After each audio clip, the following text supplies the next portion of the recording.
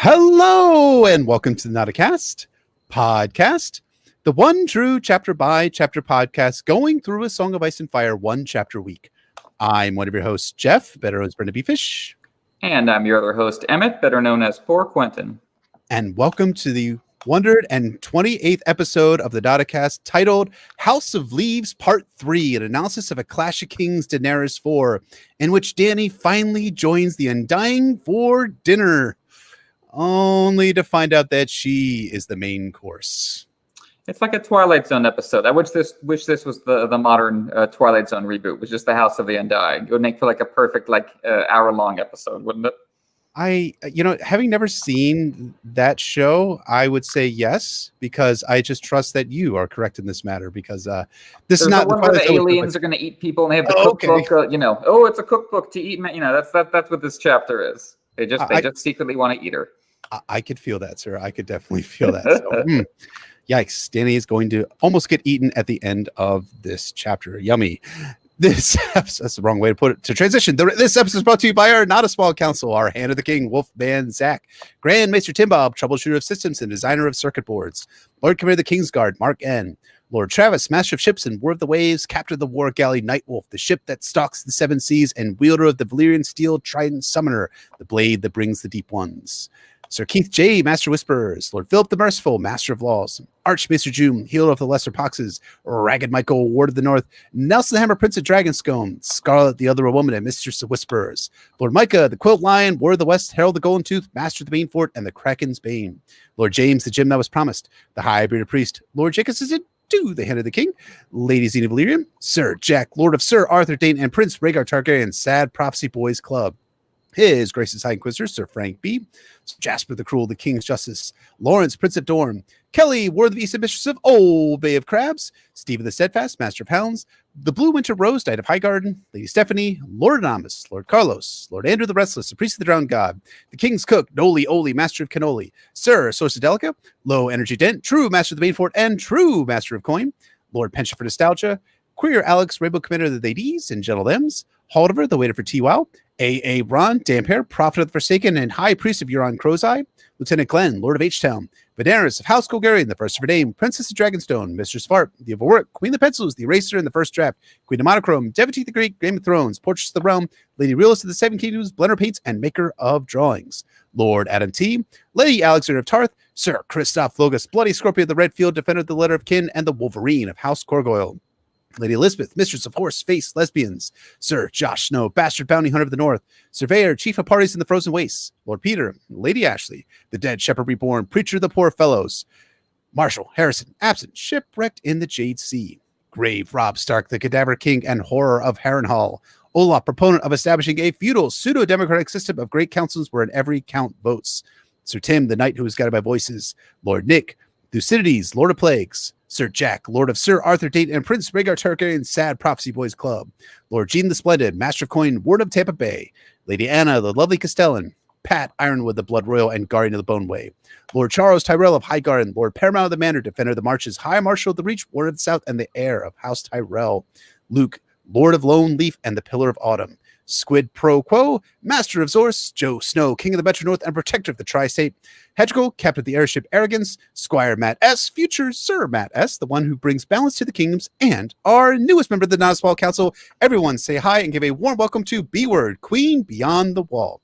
So thank you to our Not a Small Counselors, and of course, welcome to Queen B-Word. Welcome. Thank you, as always, to our counselors, and thank you, of course, so much to B-Word, Queen B-Word. We love you. Thank you so much for joining us on the council. Yeah, it's so nice to have you around with us. And our spoiler warning, as we say in every episode, we'll potentially be talking about all published books. That is the 5 novels, 3 Dark novels, histories, interviews, the Winds of Winter sample chapters, as well as Game of Thrones TV show. Anything and everything. So Nelson the Hammer, our Not a Small Council Prince of Dragonscone, asked us a question back in February 2019 that we originally told him we'd answer for our Game of Thrones Daenerys 9. So sorry about that, Nelson. Thanks for your patience. We'll take care of it here. It was all my fault. It was all my fault. Hush. I saw it and I saw the question. I said, we're definitely going to do it for that episode. But no, we're now doing it here. Sorry. Better late than never. Anyway, Nelson asks, Dear Amen Brothers, love the show. Your live stream was a blast, and I can't wait to find out which chapter you'll be covering for the next one. Also, really looking forward to your Q&A wrap-up to your Fire and Blood coverage. Speaking of Targaryens, I have a question about one of their more infamous practices, the incest. Throughout the main series and in Fire and Blood, we see examples of bad incestuous Targaryen marriages, Maegor Rhaena and Aerys to Rhaella, among others, as well as good ones, Jaehaerys and Alysanne and Baelon Alyssa. Other examples of incest in the series, namely Craster and his daughter wives and Jaime and Cersei, are clearly marked as not only taboo but morally reprehensible, though for different reasons. However, as we see very clearly in Fire and Blood, George does not seem to have quite the same attitude toward Targaryen incest. So my question is this: to what degree are we, the reader, meant to condemn or frown upon Targaryen incest, and what problems do you see it causing that do not occur in cases of non-incestuous Targaryen marriages? And that's a fair and complicated question from Nelson. So what do you make of that, Jeff? What is there a spectrum George is working from here? Because, Nelson's unquestionably right that there are relationships like Jaehaerys and Alysanne that George just does not rate the same as, Craster and Gilly. Yeah, I think it's an excellent question. I think he brings up a lot of great points in that the Targaryen incest is supposed to be a little bit better than Craster and Gilly. I think that part of it is that there's no real consent involved with Craster and Gilly, but that goes a little bit beyond that's sort of a separate issue, but also it's kind of the same issue as well. And then how much consent did any of these brides actually have? As we know, Aerys and Rhaella were kind of forcibly wed by at the behest of Aegon V. That was not something that they actually wanted to do, but they ended up being forced to do that. I think honestly, the answer is that George is trying to do something of establishing why the Targaryens have this draconic connection, their ability to connect with their dragons. And he's ended up focusing it on this incest and about maintaining a pure bloodline, or somewhat pure bloodline, because even like Daenerys doesn't have just pure Targaryens all the way down the line. It's actually it's a bit more complicated than that, as she has numerous ancestors from the Blackwoods to the Martells to others that are in there as well. I think also too that what we're seeing is that I'm not sure that George is necessarily. I think that George. I'll put it this way. I think that George would condemn incest in the real world, the real practical world that we're in right now. But at the same time, he also has this thing about like the real world and the Westerosi world. What's happening in one place and what's occurring in the other place. The real world versus the Middle Earth type of world. And the mores are a little bit different. And now they're not totally different, but I mean, there are some differences specifically with regard to marriage customs and guest right being the biggest thing, and of course, not killing, your brother, or your blood relation. I guess that's actually in the real world. Yeah, I'm kidding. I know. In the real world, you're not supposed to kill your brother or your father and stuff like that. Anyways, ideally, all that's to say is that I think that George is somewhat playing with the concept of morality in a different type of environment and world than we have right here. And at the same time, I think in the real world, he would also be like, yeah, incest is really bad. Don't actually do that in real life. This is a fantasy series at some level. I'm doing this because I'm trying to draw connections between the dragons and the Targaryens. And that's kind of what I'm doing. But I don't fully know personally. And I'm curious what your take is. What do you think? Well, I think that what you were getting at in terms of the gap between the abstract and how it's realized is important, because I can definitely imagine an incestuous relationship between consenting adults who were siblings who don't intend to have kids. Part of me feels like, what's my real right to object to that? Like, it might gross me out, but the harm, I don't see, what the harm being done is. But again, the Craster and Gilly example holds the relationships don't exist in a vacuum. They're built on pre-existing power dynamics, and there's often going to be something untoward going on there, given just being raised as family. It's just a different emotional connection. Yep. And so I think George is I think George is understanding that within a bad practice, there are still gradations of how it's practiced, right? Which doesn't justify it, but of course, like any other negative practice, you have a Jaehaerys and Alysanne. I don't know if an exception necessarily justifies the rules, but just dramatically, he wanted there to be characters with different fates, so of course that's going to work out. The Targaryens are definitely driven this way in terms of holding on to magical power, but also because they think they're supreme, and I think those two things go hand in hand, and it's hard to separate the two. The Targaryens' racial supremacy from their magical powers, and which one justifies the other. Overall, I think, George, puts it into the context like any other sexual practice of who's in charge and who gets to make decisions. And I think that's really what matters most. And I think that's what separates Jaehaerys and Alysanne. Alysanne had a certain amount of freedom, not everything, but a certain amount, versus Gilly, who has nothing. And I think that's the distinction that matters. I think that is absolutely the distinction that matters ultimately as well. But again, still don't practice incest. It is against the law, and that's can potentially have bad consequences in the real world. In the Targaryen world of Westeros, it's a little bit different. So yeah, difficult, complicated question from our friend, who, of course, I apologize again for not getting around to this question after promising back for a Game of Thrones Daenerys 9. But thank you so much. Thank you so much to Nelson for the question. And if you'd like to ask us questions, we answer here on the Not a Cast podcast. You're welcome to become a Sworn Sword or higher level patron over at patreon.com/NotAcastASOIAF, where you can get show notes, bonus episodes, access to the Not a Slack for our 2 highest patrons, and now merch, baby. Merch indeed. And as we recently announced, the 2 winning designs for our merchandise were Lightbringer and Amen Brother. And Mallory is, as far as we know, Mallory is deep in the process of completing her work for those designs right now. Final designs should be back our way at the start of October, and we'll be ordering shirts for all of our Sworn Sword and higher patrons. And if you are a Sworn Sword or higher patron and you haven't sent us your address, please send us your addresses via Patreon message or emailing us at notacastasof@gmail.com. But enough about Patreon. When we last checked in with Dany, she had just seen Westeros and, the House of the Undying, her dad doing war crimes, and Rhaegar playing Wonderwall on a stupid-ass harp, singing about the Song of Ice and Fire. Let's find out what new wonders and terrors Dany will see in this synopsis of A Clash of Kings, Daenerys IV, Part 3. Dany walks for what seems like an hour, and she finds herself going down into the darkness. But as she proceeds down the stairs, the torches start to gutter out. There were only 20 left behind her, and there was something else down there too. And as she listened, it seemed as if she heard something else coming, shuffling and dragging itself slowly along the faded carpet. Terror filled her. She could not go back, and she was afraid to stay here. But how could she go on? There was no door on her right, and the steps went down, not up. Yet another torch went out. She stood pondering, and the sounds grew faintly louder. Drogon's long neck snaked out, and he opened his mouth to scream, steam rising from between his teeth. He hears it too. Dany turned to the blank wall once more, and there was nothing. Could there be a secret door? Or a door I can't see? Another torch went out. Another.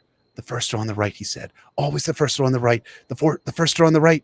It came to her suddenly. Is the last door on the left? She flung herself through. Beyond was another small room with 4 doors. To the right she went, to the right, and to the right, and to the right, and to the right, and to the right, and to the right, until she was dizzy and out of breath once more. Dany finds herself in a stone chamber, but she walks through a haunted house door that's shaped like a mouth, and she finds Pyatt. Wait, the exhibit is done? So soon? Pyatt has the same question that I have, wondering whether the Undying were done with Dany. But Dany is confused, saying that she hasn't actually found the Undying. You have taken the wrong turn. Come, I will lead you. Pyatt held out his hand. Dany hesitated. There was a door to her right, still closed. That's not the way, Pyatt said firmly, his blue lips prim with disapproval. The Undying ones will not wait forever. Our little lives are no more than a flicker of a moth's wing to them, Dany said, remembering. Stubborn child, you'll be lost and never found, Pyatt said. Dany walked away from him to the door on the right. No, Pyatt screeched. No, to me, come to me. Literally, that's like eight E's for me is what George writes there. So spare me. His face crumbled inward, changing into something pale and worm-like. Dany heads up a stairwell and climbs, remembering that the House of the Undying did not seem to have towers. The stair opens and she sees wooden doors made of black ebony and white weirwood with the grains swirling and twisting into a bizarre pattern. It was beautiful and scary at the same time. Dany tells herself not to be afraid and prays to the warrior and the Dothraki horse god for strength and continues walking forward. Beyond the doors was a great hall and a splendor of wizards. Some wore sumptuous robes of ermine, ruby velvet, and cloth of gold. Others fancied elaborate armor studded with gemstones or tall pointed hats speckled with stars. There were women among them, dressed in gowns of surpassing loveliness. Shafts of sunlight slanted through windows of stained glass, and the air was alive with the most beautiful music she had ever heard. A kingly man in rich robes rose when he saw her and smiled. Daenerys of House Targaryen, be welcome. Come and share the food of forever. We are the Undying of Qarth. Long have we awaited you, said a woman beside him, clad in rose and silver. The breast she had left bare in a Qarthine fashion was as perfect as a breast could be.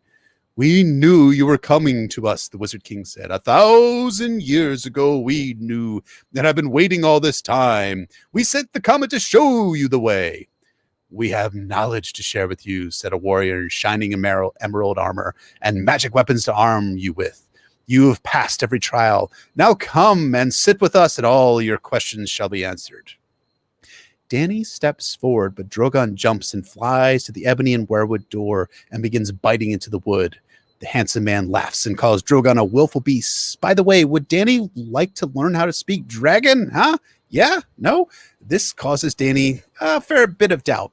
Dany pushes the heavy door with all her strength, and finally it moves.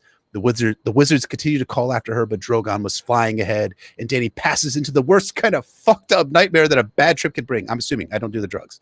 A long stone table filled this room. Above it floated a human heart swollen and blue with corruption, yet still alive. It beat, a deep, ponderous throb of sound, and each pulse sent out a wash of indigo light. The figures around the table were no more than blue shadows. As Dany walked to the empty chair at the foot of the table, they did not stir, nor speak, nor turn to face her. There was no sound but the slow, deep beat of the rotting heart. Mother of dragons, came a voice, part whisper and part moan. Dragons, dragons, dragons. Other voices echoed in the gloom. Some were male and some female. One spoke with the timbre of a child. The floating heart pulsed from dimness to darkness. It was hard to summon the will to speak, to recall the words she had practiced so assiduously. Dany declares that she is Dany of House Targaryen. She wonders if they can hear her. She sits down and then asks the Undying for the wisdom and counsel. What she sees, well, it ain't good, I'll say that much. There was an old, wrinkled, hairless man with violet blue lips and blue nails. That beauty, that old woman, that beauty then stares at an old woman with a silk gown rotting around her body with one withered breast and a blue nipple. Lovely. And suddenly Dany realizes that the Undying weren't breathing and her eyes weren't seeing. Are the Undying dead? Her answer was a whisper as thin as a mouse's whisker. We live, live, live. It sounded. Myriad other voices whispered echoes. And no, no, no. Dany wants to know truth. She wonders if the things she had been seeing in her visions were truth or lies. Are they things from the past or events from the future? What does it mean? The shapes of shadows, morrows not made. Drink from the cup of ice. Drink from the cup of fire. Mother of dragons, child of three. 3? Dany did not understand. 3 heads has the dragon. The ghost chorus yammered inside her skull, and never a lip moving, never breath stirring the still blue air. Mother of dragons, child of storm. The whispers became a swirling song. 3 fires must you light, 1 for life, 1 for death, and 1 to love. Her own heart was beating in unison to the one that had floated before her, blue and corrupt. 3 mounts you must ride, 1 to bed, and 1 to dread, and 1 to love. The voices were growing louder, she realized, and it seemed her heart was slowing, and even her breath. 3 treasons you will know, once for blood, once for gold, and once for love. Dame whispers that she doesn't understand. She asks that they help her and show her.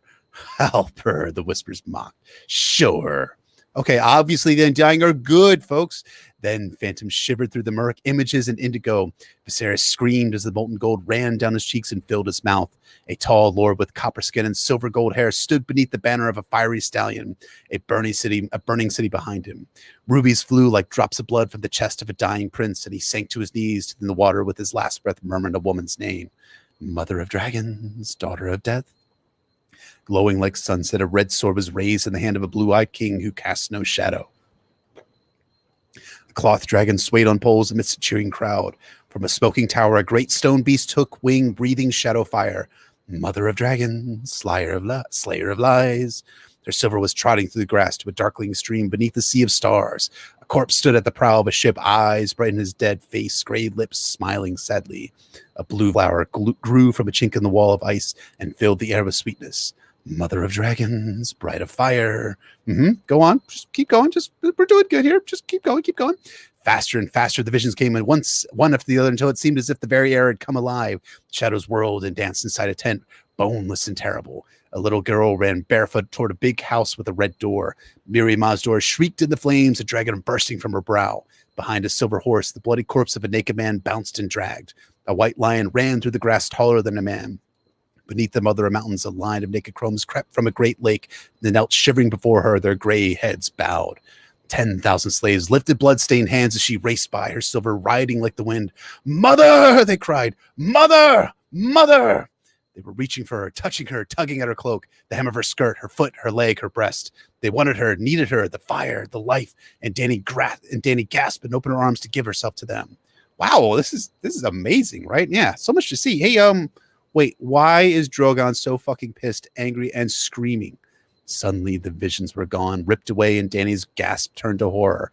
The Undying were all around her, blue and cold, whispering as they reached for her, pulling, stroking, tugging at her clothes, touching her with their dry, cold hands, twining their hands through her hair. All the strength had left her limbs. She could not move. Even her heart had ceased to beat. She felt a hand on her bare breast, twisting her nipple. Teeth found the soft skin of her throat. A mouth descended on one eye, licking, sucking, biting. This is normal, right? I mean, just some normal Undying, maybe dead people eating Daenerys. Normal. Then indigo turned to orange and whispers turned to screams. Her heart was pounding, racing, and the hands and mouths were gone. Heat washed over her skin, and Dany blinked at the sudden glare. Perched above her, the dragon spread his wings and tore at the terrible dark heart, ripping this rotten flesh to ribbons. And when his head snapped forward, fire flew from his open jaws, bright and hot. She could hear the shrieks of the Undying as they burned, their high, thin, papery voices crying out in the tongues long dead. Their flesh was crumbling parchment, their bones dry wood soaked in tallow. They danced as the flames consumed them. They staggered and writhed and spun and raised blazing hands on high, their fingers bright as torches. Dany gets up to her feet and charges through the fire and the flames and the Undying and carries on as the room burns behind her. She calls for Drogon and he follows her through the fire. She finds herself in a hallway searching for a door to her right, but there are only doors to her left. But finally, she sees a door straight ahead, a door like an open mouth. She races for it. When she spilled out into the sun, the bright light made her stumble. Pyatri was gibbering in some unknown tongue and was hopping from one foot to the other.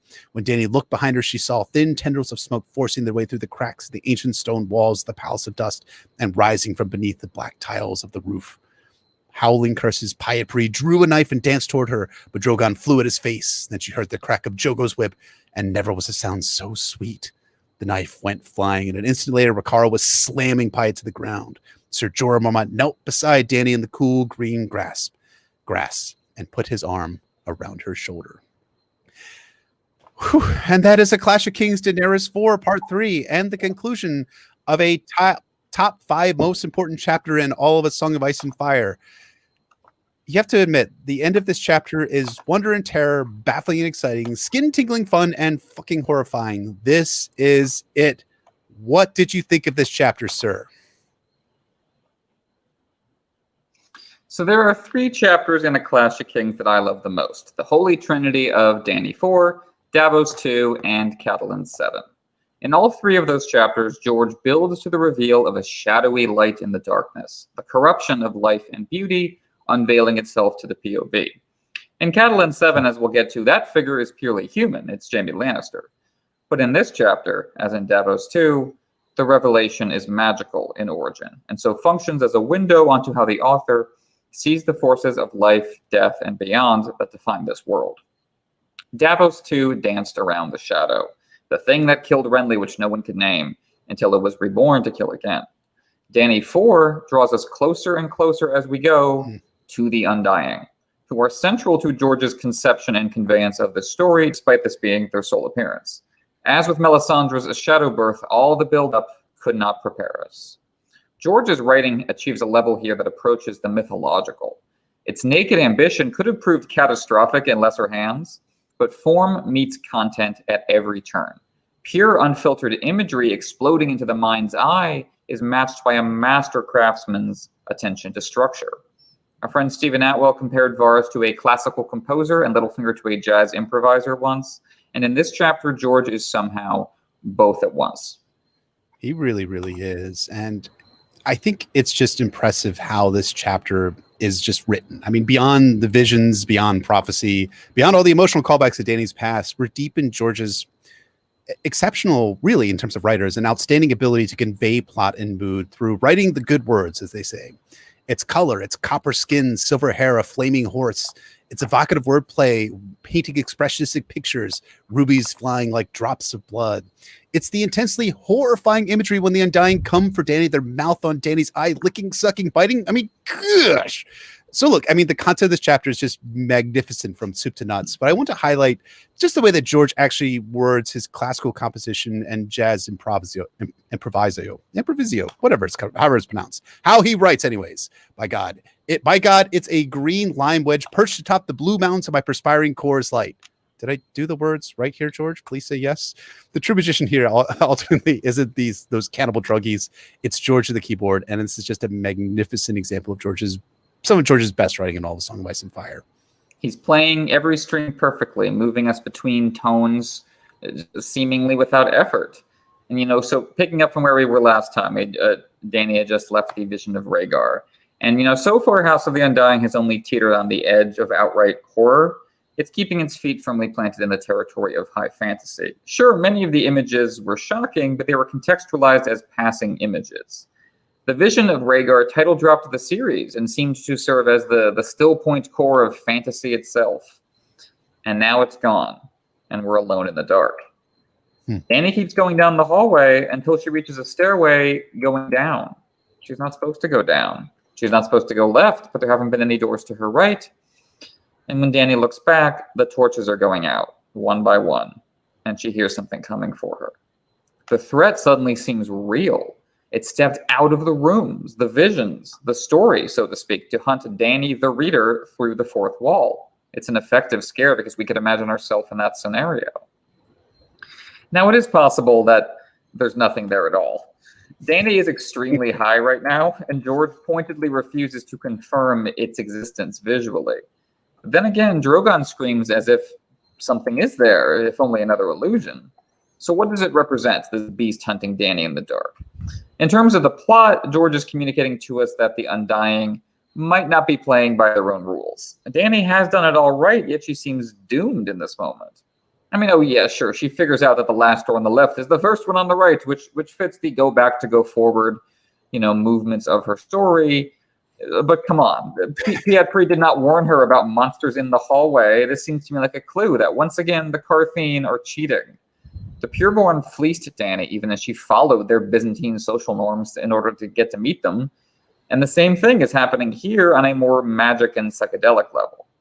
Just as the prophetic images will be turned against Dany by the Undying themselves, the rules of their house are not there to help her, they're there to trap her in place. Dany will have to break through that structure of text around her to escape. Speaking of text, the weight of history and myth weighs heavily on this part of the chapter. A monster in a labyrinth, I think, has one major association. In terms of the Greek legendarium, the Minotaur and his maze retain cultural fascination as much as the structure of the Odyssey. This is an archetype that we really just can't seem to leave alone, in part because it seems to uncannily mirror the workings of our own minds. The Cretan king Minos declared that the gods would bestow upon him anything he could pray for, just as the Undying promised Dany. Poseidon sent a bull for him to sacrifice, but Minos sacrificed the lesser bull instead to hold on to the nice one. Poseidon cursed Minos' wife, or got Aphrodite to do it, according to the various legends, to become attracted to the bull, and the Minotaur was the result of their assignation. Half bull and half man, caught in between, embodying the dysfunctional relationship between God, nature, and man, as so much of the House of the Undying does. He haunts the labyrinth. Athens paid tribute to Crete by offering up victims to wander the labyrinth before being devoured by the Minotaur until the hero Theseus slew it. So you can think about this, has Dany been sacrificed to this beast like the Athenians? Is that what the warlocks, the Undying, intended to happen? Or is she Theseus? Is she come to slay the beast? That's kind of how the chapter ends. She certainly becomes a figure of in-universe legend, as Theseus does. And then you think about it in terms of perspective, in terms of reputation. The Minotaur, as we've gone on through history, he's like Grendel in the Beowulf story. He's his fellow beast of legend. They've been recast as misunderstood figures of loneliness by some artists, including by our man Borges, who wrote so about the Labyrinth. That's inspiring the House of the Undying. He wrote a little short story from the perspective of the Minotaur, casting him as just kind of a proud loner, misunderstood by the world, who eventually just gave up and kind of allowed Theseus to kill him. And that's a perspective that we can't access about whatever Dany's looking at, because they're forever a monster in our eyes. Dany literally can't see this Minotaur, this monster. She doesn't know its nature. It's all about what it means to see. That's the big driving concern of this chapter. I love that, and I think it speaks to something I'll talk about here in a second, but I think that's a really good connection to mythology that George is embedding into the story. And I think another piece that really speaks to the complex work that George is doing with the scene, and really with all of the House of the Undying, is that, I mean, like, even though the images might be mirages, even though the warlocks might be cosplaying Rhaegar Targaryen and Willem Dafoe, I mean, are they basically the con goers of, you know, the year 300 AC? Who knows? I don't know. I make no judgments here. Even though the warlocks are cheating, as you were saying, there's truth conveyed in the imagery altogether. Here in this hallway, Dany is pursued by a monster. What is the monster precisely? I mean, I think you make a really good case that it could be an actual monster actually there, but also it could be metaphorically be the long night with the torches going out and with the monster being the others coming for Daenerys as well. And there's a degree of truth in that. We can look to the story of the last hero with his torch going out as the White Walkers closed around him and pursued him through the darkness, and see this might be hitting at Dany's true enemy, the others, and what she'll actually face when she gets to Westeros and has to confront the others. However, I'm going to go out on a bit of a limb here, potentially gain some criticism myself, and say that I think that the monster pursuing Daenerys is both the others and Daenerys Targaryen herself. Okay, I get it. You're already yelling at me. It's fine. I accept that. In A Game of Thrones, Viserys Targaryen repeatedly calls himself, quote, the blood of the dragon, and then when Viserys dies quite peacefully in his sleep, Dany takes on that moniker of being the blood of the dragon and being the last dragon too.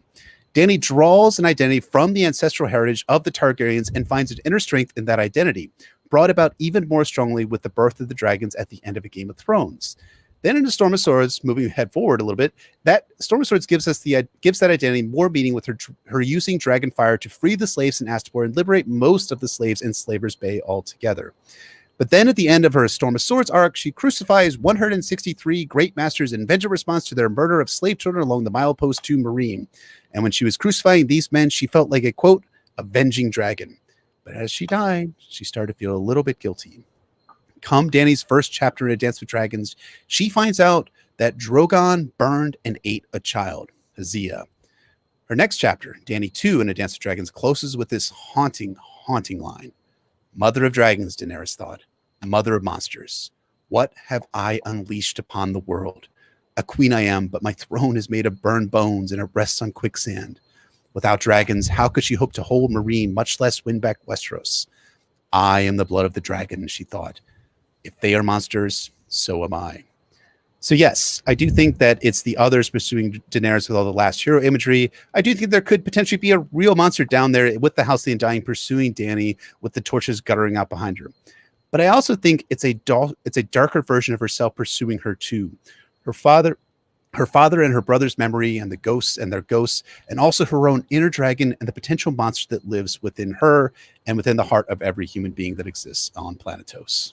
I think that's a terrific way of looking at it. It syncs so well with the images we saw last week of Rhaegar and Aerys. These are visions of truth that are beyond her, but they are also in some way mirrors that reflect back on her. And teasing the two apart is difficult, but that's the nature of what Dany is dealing with, like that dream sequence in book 1 where she took off Rhaegar's helmet and it was her. There's a similar dynamic at work here.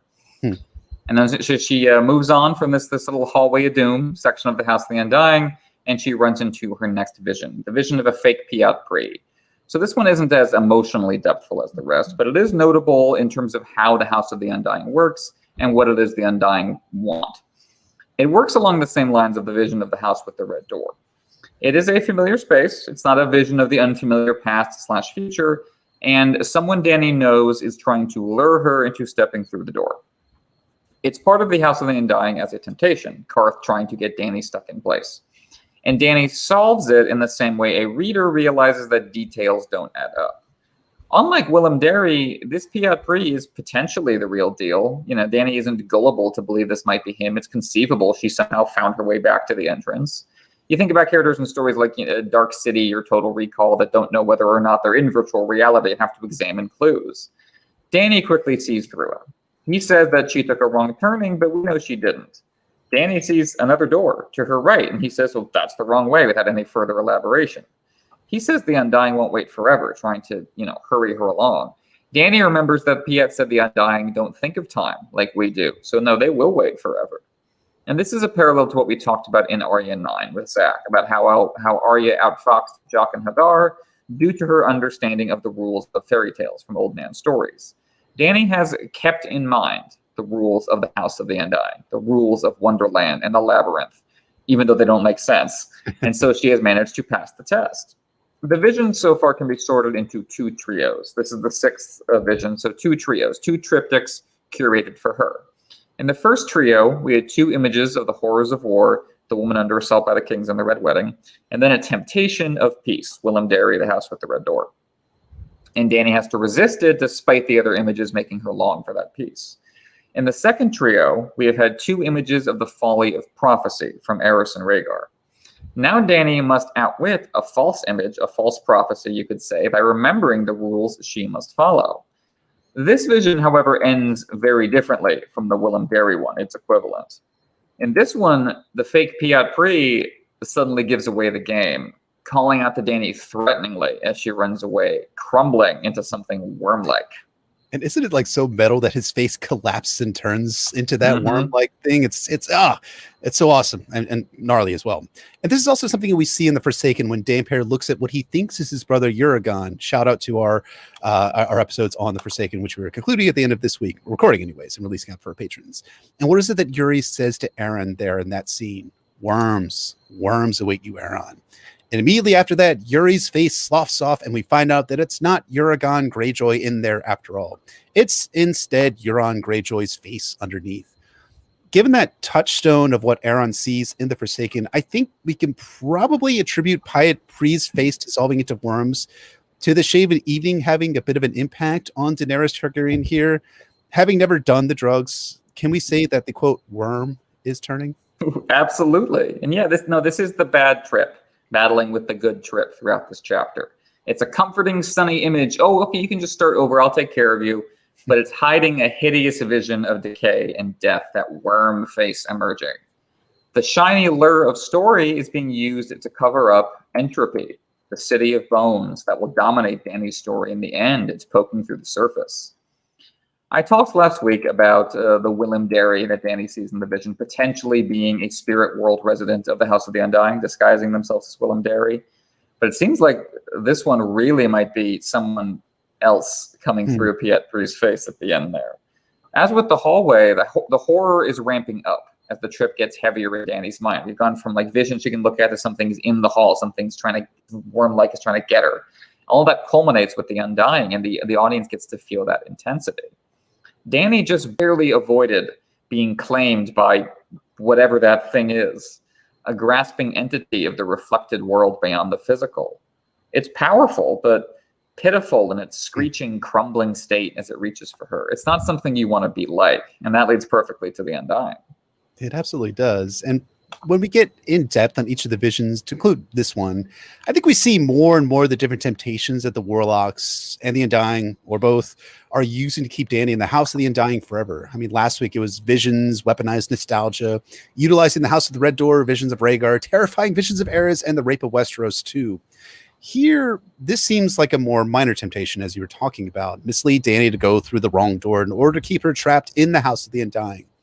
On the question about whether this was Piat Pri or fake Piat Pri, it's kind of fascinating, at least to me. I mean, at chapter's end, we see Dany emerging from the house and finding Piat Pri dancing from one foot to the other and speaking in tongues like some sort of Pentecostal from, in the southern part of the United States. Maybe Piat is in the House of the Undying with Dany in some sense, skin-changing a version of himself. I don't know. It's fucking weird. And it's the fucking Catalina wine mixer or the House of the Undying. Anyways, the temptation here reads as an appeal to authority. Piat is the authority figure, and he uses his seeming wisdom and knowledge to push Daenerys in the wrong direction. And ain't this just Dany's story in miniature? Illyrio, Jorah, and many, many, many others attempt to use their authority figure status to drive Dany in one direction or the other. I mean, Jorah's just the worst when it comes to this, with him constantly being Dany's tour guide and using that gained knowledge and authority to push her away from Westeros and, of course, other men, most importantly. These people do this not out of concern for Dany, but for their own reasons. So what Piat Pri is doing here, or fake Piat Pri is doing here, is very much in keeping with the archetypal shitty men that Dany has encountered so far in her story and will keep encountering as the story progresses forward. Thankfully, Dany easily sees through this deception on Piat's part, and at times she's going to see through Jorah and Illyrio and others as well. But first, she has more proximate deceptions to see through in the form of the Undying themselves. Or is it the Undying? This whole chapter has been interrogating the borders between image and observer, thought and action, and the Undying exist beyond all of them. Dany climbs the Tower of Babel. She's climbing the fiery ladder to the source of these godlike visions. And she remembers that the House of the Undying, from the outside, didn't seem to have towers. So this is the ultimate fantasy space. It's an Olympian plane of divinity. It's the room at the end of 2001: A Space Odyssey. It's the garden of unearthly delights sought by every shaman and stoner and seeker of knowledge in our own history. This is where you can be whatever you want to be. It is the physical projection of consciousness, a font of divinity where word becomes flesh. Time stops. Space falls away. The elements of creation belong not to an uncaring God, nor the whims of chance, but to you, the mind's eye. Dany passes through doors of ebony and weirwood, black and white, yin and yang, night and day, tragedy and comedy, Stannis and Renly, the marriage of heaven and hell, the extremes of humanity in Dany's story. These are the doors of perception, the doors of wisdom, as Piat Pre called them. And this is the process that every human being goes through. Most of us aren't wizards, most of us aren't the mother of dragons, but all of us must wake up to the limitations of our own perception. The fact that the lens through which we access everything is fatally flawed. We don't live in reality. We live in our minds, which are hopelessly divided frameworks we can't help but impose on everything, distorting it. So much of human activity is spent just trying to get outside our own heads. Art, faith, empathy, community, love. But there's only one way out, and that way is death. But we're in the house of the Undying. They found a different way out. Transcendence via drugs, prophecy, and story itself. It's no accident that Arya journeys to the House of Black and White, like the doors of the Chamber of the Undying. The Faithless Men, too, are mired in death in order to transcend it. It's another all-consuming death cult. As such, these doors are both beautiful and frightening for Dany, both wonder and terror. They twist and interweave, the opposite colors feeding on each other, just like how she prays to both the Seven and the Dothraki gods for support. Always these binaries with blurring borders in the House of the Undying and Dany's story as a whole. The doors tempt her toward wisdom, but their ambiguous nature also frightens her, as is the sense of unreality at work. After all, there's suddenly sunlight in a house that has no windows, at the top of a tower, invisible from the outside. So where are we? We're nowhere, and yet everywhere, omnipotent and invisible, like a god, like a reader. And it is in those terms that the Undying present themselves to Dany, in one of the most brilliant fourth wall-breaking gambits in a story full of them. The Undying present themselves as, quote, a splendor of wizards, with luscious robes and glittering armor. They tell Dany that she is a protagonist, beloved of prophecy, that they have awaited her arrival for centuries and sent the Red Comet to bring her to them. She has passed every trial, and now they have important knowledge and magic weapons to share with her. This is pure wish fulfillment, shorn of conflict. It's like the last line of Willy Wonka. Don't forget what happened to the man who suddenly got everything he ever wanted. He lived happily ever after. The Undying are tempting Dany with the resolution of everything that eats away at her from the inside. There's a plan for her, and there always was. Turns out she's been carrying out that plan expertly through all her trials and tribulations without even knowing it. Good job, Dany. You win at life. The most perfect and powerful people in the universe think she's just the best, and now they want to make everything easy for her forever.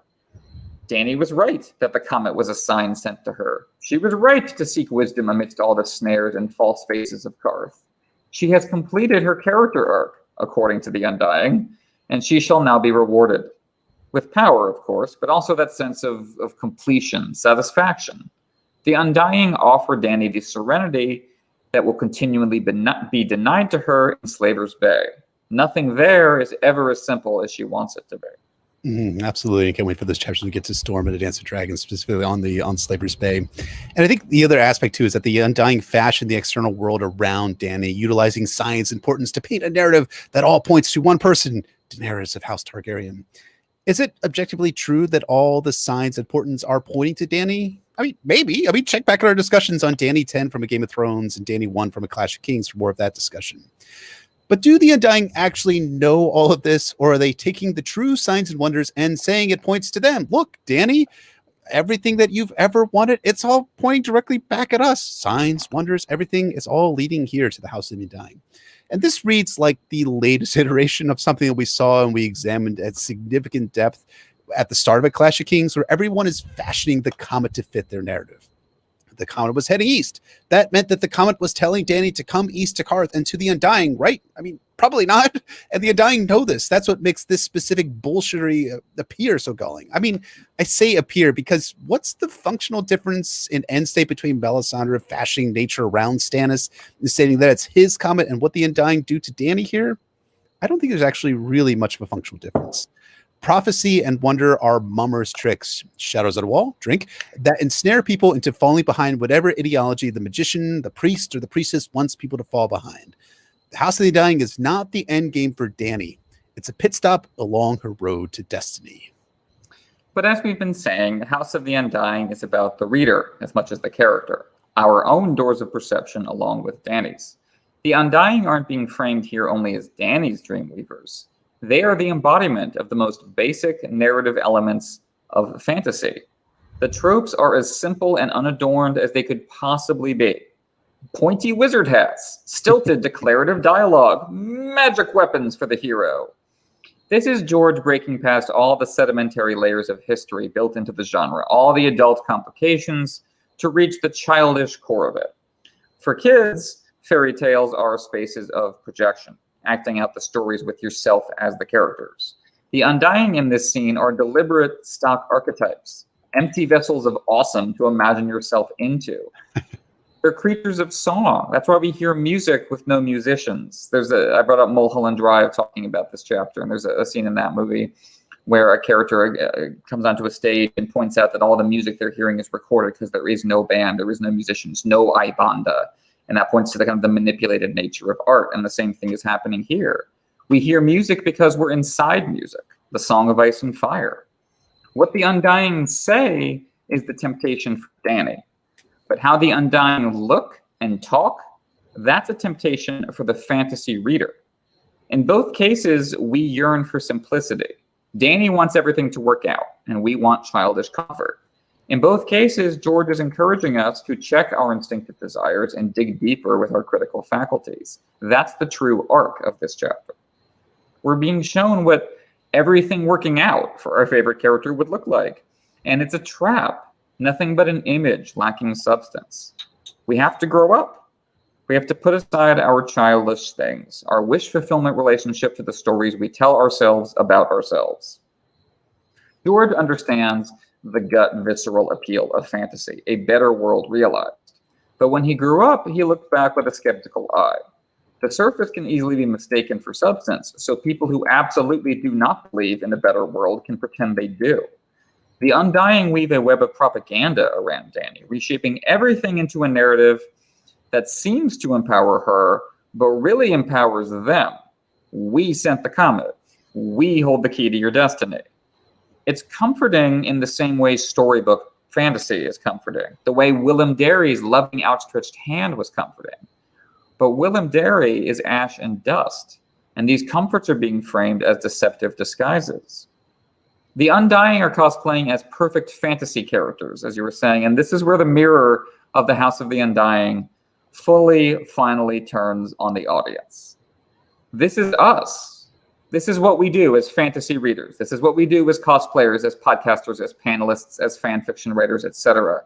We wear glittering suits of imaginary armor, named like Brynden Beefish and Poor Quentin, for example. This is what all the teasing around the edges of the fourth wall has been leading to. A reflected tableau of you, the reader, the seeker of knowledge. It's in part a critical portrait, as we'll see very soon when Dany gets to the Undying as they actually are. You can't live inside projected story forever. But it's also a loving tribute to the genre, as with the chapter as a whole. This is a portrait of a warm, loving community welcoming a newcomer. And fantasy, sadly, as a community, isn't always as good at that as it should be. But you can see George imprinting his own wonder at being welcomed to the pantheon, What must have it felt for him like to see a Game of Thrones, the first book, receive so much praise? It felt like this. The Undying offer to teach Dany the secret speech of dragonkind. And that is a most tempting phrase because Dany has never been able to control her dragons. This becomes an increasingly important part of her story in A Dance with Dragons. Again, the Undying are offering to easily resolve this central conflict for her without any actual effort. By resisting this temptation, Dany does give up on being able to completely control the forces of both creation and destruction the dragons represent. And once again, the emphasis is on text, the secret speech of dragonkind. Hidden text, mistranslated text, whose meaning will be lost in time. Those are the concerns of the House of the Undying, like so many of its metafictional forebears. It's the rush of literary accomplishment, even apotheosis in this magical context. But one of the major ideas in A Song of Ice and Fire is that apotheosis is always temporary. Trying to make it a permanent state is most unwise. It is Drogon, Dany's id, who senses the corruption at work and forces her to literally look outside the doors of perception. There's another door.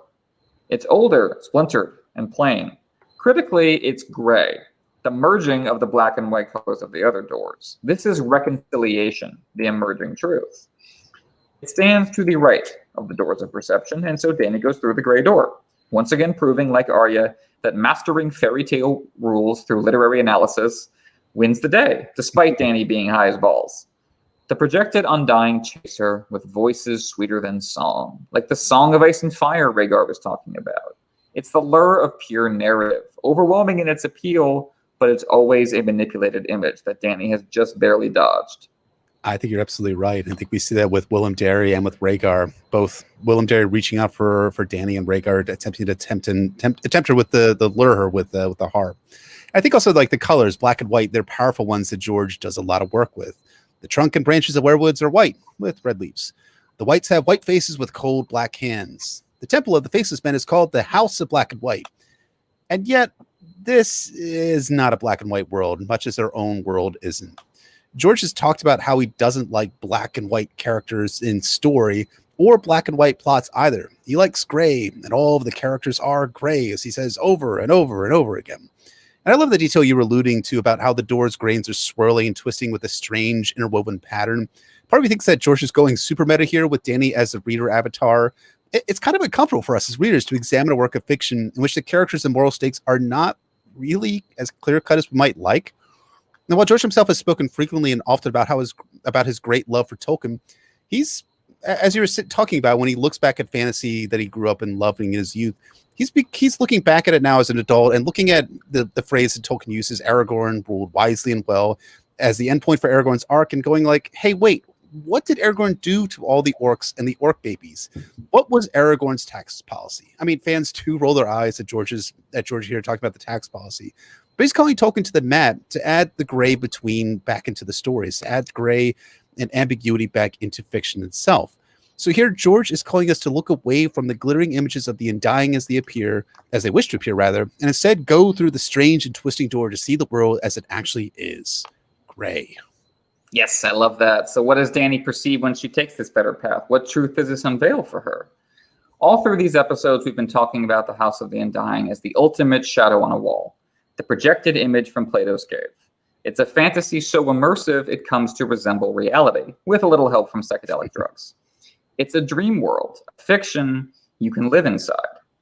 Dany has managed to dodge every trap and resist every temptation, and so she is permitted to step behind the curtain and discover the dreamers.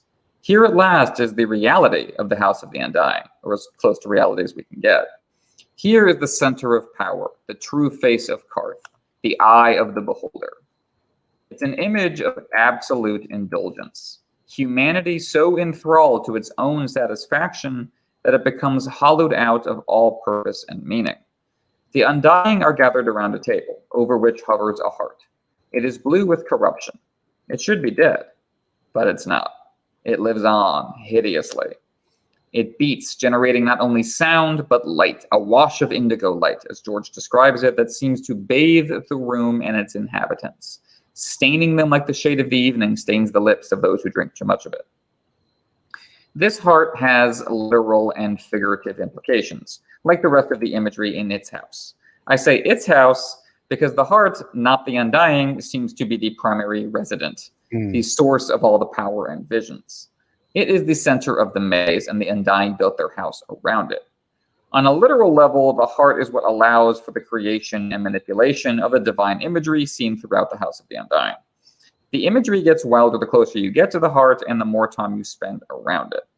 The heart also physically changes those close to it. Dany's heartbeat and breathing get slower just from a little time in this chamber. The Undying are the way they are because they've been this close to the heart for years. And I think, too, as we're going to discover later in this chapter, that the heartbeat starts to mirror Dany's own heartbeat, or is Dany's heartbeat mirroring the Undying's heart? It's sort of unclear. I do like the former interpretation because it helps explain why Dany has been invited here in the first place.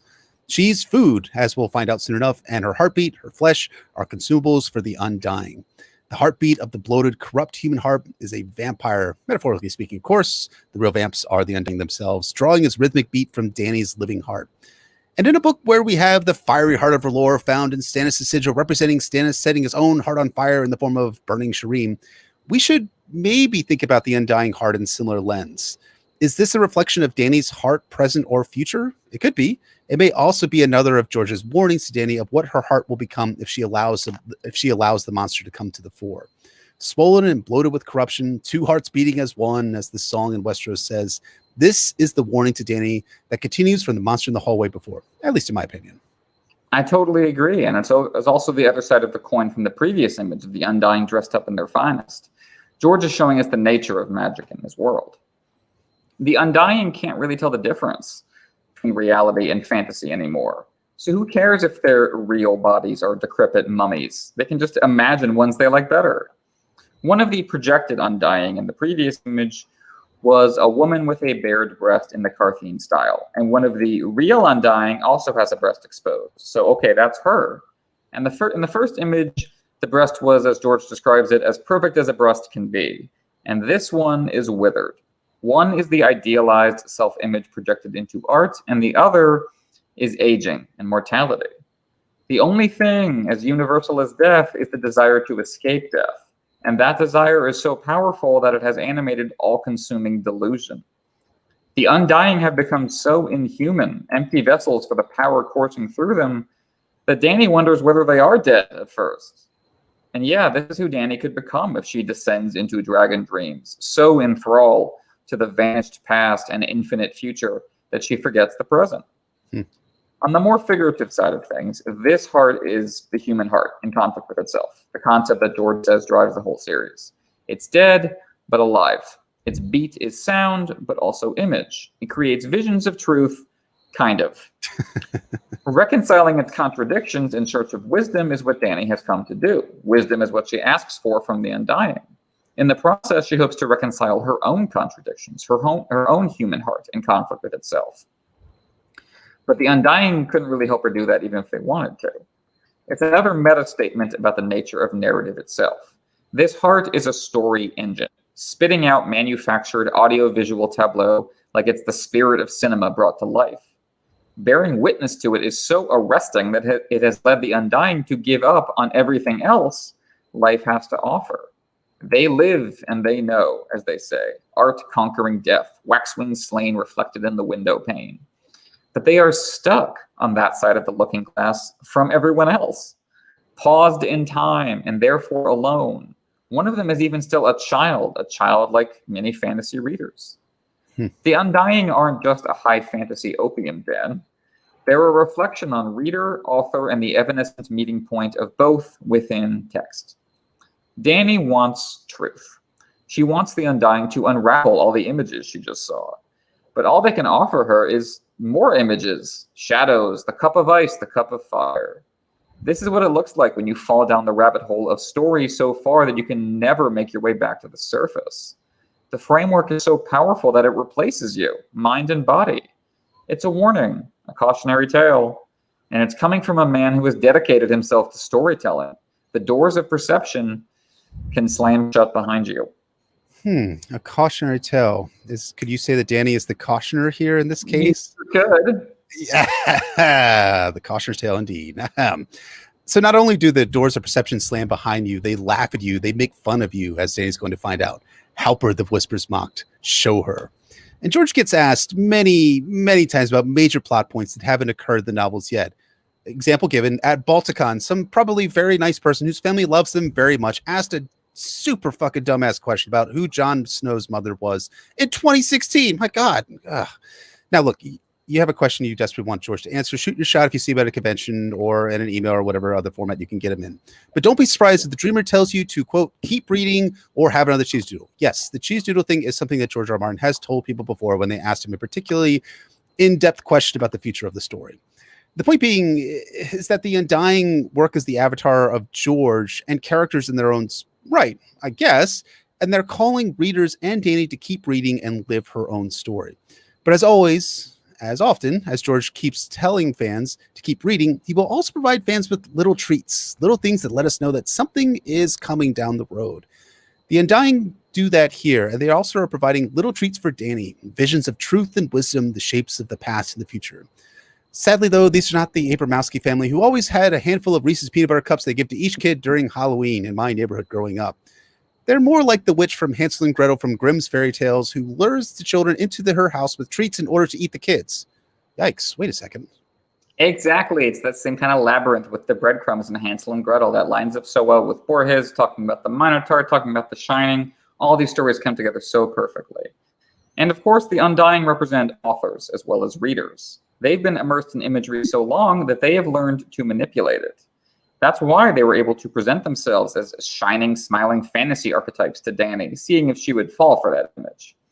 They understand story well enough to break it down to its component chunks and move it around to play with their audience, just like George does. They call Dany a child of three. She is born of the structure of story and prophecy. Dany's true father isn't Aerys Targaryen, it's George R. R. Martin. After all, 3 heads has the dragon, like Rhaegar said. It's the 3-act structure, the threefold revelation that George loves, the central number of narrative. Dany is made of 3s. She gets 3 3s in a row in this prophecy. She gets 3 fires, 3 treasons, 3 mounts. Whispers are a swirling song, George writes. It's access to a song of ice and fire itself. This is the buried structure that readers aren't allowed to see, but now we get a glimpse of it. As George conceives of Dany, she is a child of storm and a mother of dragons. Birth amidst tumult, creation from destruction, an arc from childhood to maturity. It's all about interwoven patterns, change through repetition of key elements that are rearranged each time. Dany has to return to this holy trinity at every step. 3 fires. It's the spark of the soul, that fire within that defines Dany. 3 mounts. Her mounts are the means by which the soul works its will on the world. How do you translate that spark into action? And then 3 treasons, the counter move. That's the means by which the world works its will back on the soul. These are the movements of Dany's story, and each one is ambiguous and multifaceted. She will light a fire for life, the Undying say, but also one for death. She will know an intimate treason for blood, but also a more detached one for gold. She will have a mount to bed, but also one to dread. The common element, the thread weaving all of these narrative strands into a single web, is love. There's a fire for love and a mount for love and a treason for love. Love is what lasts. Love is what defines us. But because the human heart is divided against itself, our doors of perception forever clouded, love is paired with horror as well as joy. Love comes with betting and dreading, life and death, heaven and hell. But all that stuff aside, who are these prophecies referring to? That's what we're here to talk about. The fire for life, I think we can all agree, is the dragons. That's, Dany lit that fire at the end of book 1, and the dragons came to life as a result of it. I think that one's pretty clear. The fire for death, especially after the show, I lean towards that probably being King's Landing. Yeah, I can see that too. And it could also be the fire for death is Mirri Maz Duur that brought about the fire for life for the dragons. As Mirri Maz Duur tells Dany over and over at the end of a Game of Thrones, only death may pay for life. So that could also be filtering into the fire for life. They could be interconnected. But I do agree that's more likely than not being King's Landing. Yes, I think so too. And I think, the The fire for love, that might be a metaphor for Daenerys. That's a fire inside when she falls in love with him, or maybe she lights a literal fire to save him in some respect, as she did in season 7 of the show. The mount to bed, maybe that is the silver horse that she literally rode to have her first sexual experience with Drogo, or maybe Drogo himself is the mount to bed, given that Dany rides him to have sex at one point. Yeah, it could be. I think Dany has real affection for Drogo, so I kind of wonder whether this could be his star fulfilling the role as the mount to bed, as Dany doesn't actually love him or dread him, but she beds him after the wedding ceremony in A Dance of Dragons, Dany 8. Now, the question is whether George had any conception of his Darzo Lorik on at this point in time, and probably, maybe not. I'm just throwing it out there that he fulfills something along this lines, and this may be something that George gardened his way towards as the story grew in the telling. Yeah, Hisdar, we'll come back to Hisdar in a second, but he kind of throws a lot of this off, and I think that's just a product of the Slaver's Bay storyline being much larger than George had intended. I think we're writing a Clash of Kings. Mm-hmm. So that does throw some of this off, and we got to be aware of that. More clear, I think, is the mount to dread. I think especially after Dazmak's pit and Dance, it's fair to say that is Drogon. Drogon is a really good choice for that one. And I think it's also evoking Balerion, the Black Dread. And this firmly places Dany as Aerys' daughter, Rhaegar's brother, and Aegon the Conqueror's however many greats of a granddaughter. And maybe this is way, way out of left field, and we're going to touch on this as well in a little bit.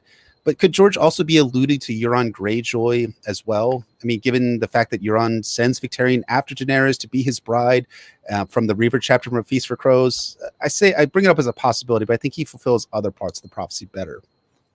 Yeah, I think so. And I think what you just said about Balerion the Black Dread, the fact that George uses dread in both cases, I think that makes me think it's definitely supposed to be Drogon. Mm-hmm. Now, amount to love, I don't know, maybe a ship that takes her to Jon. I'm not sure about this one.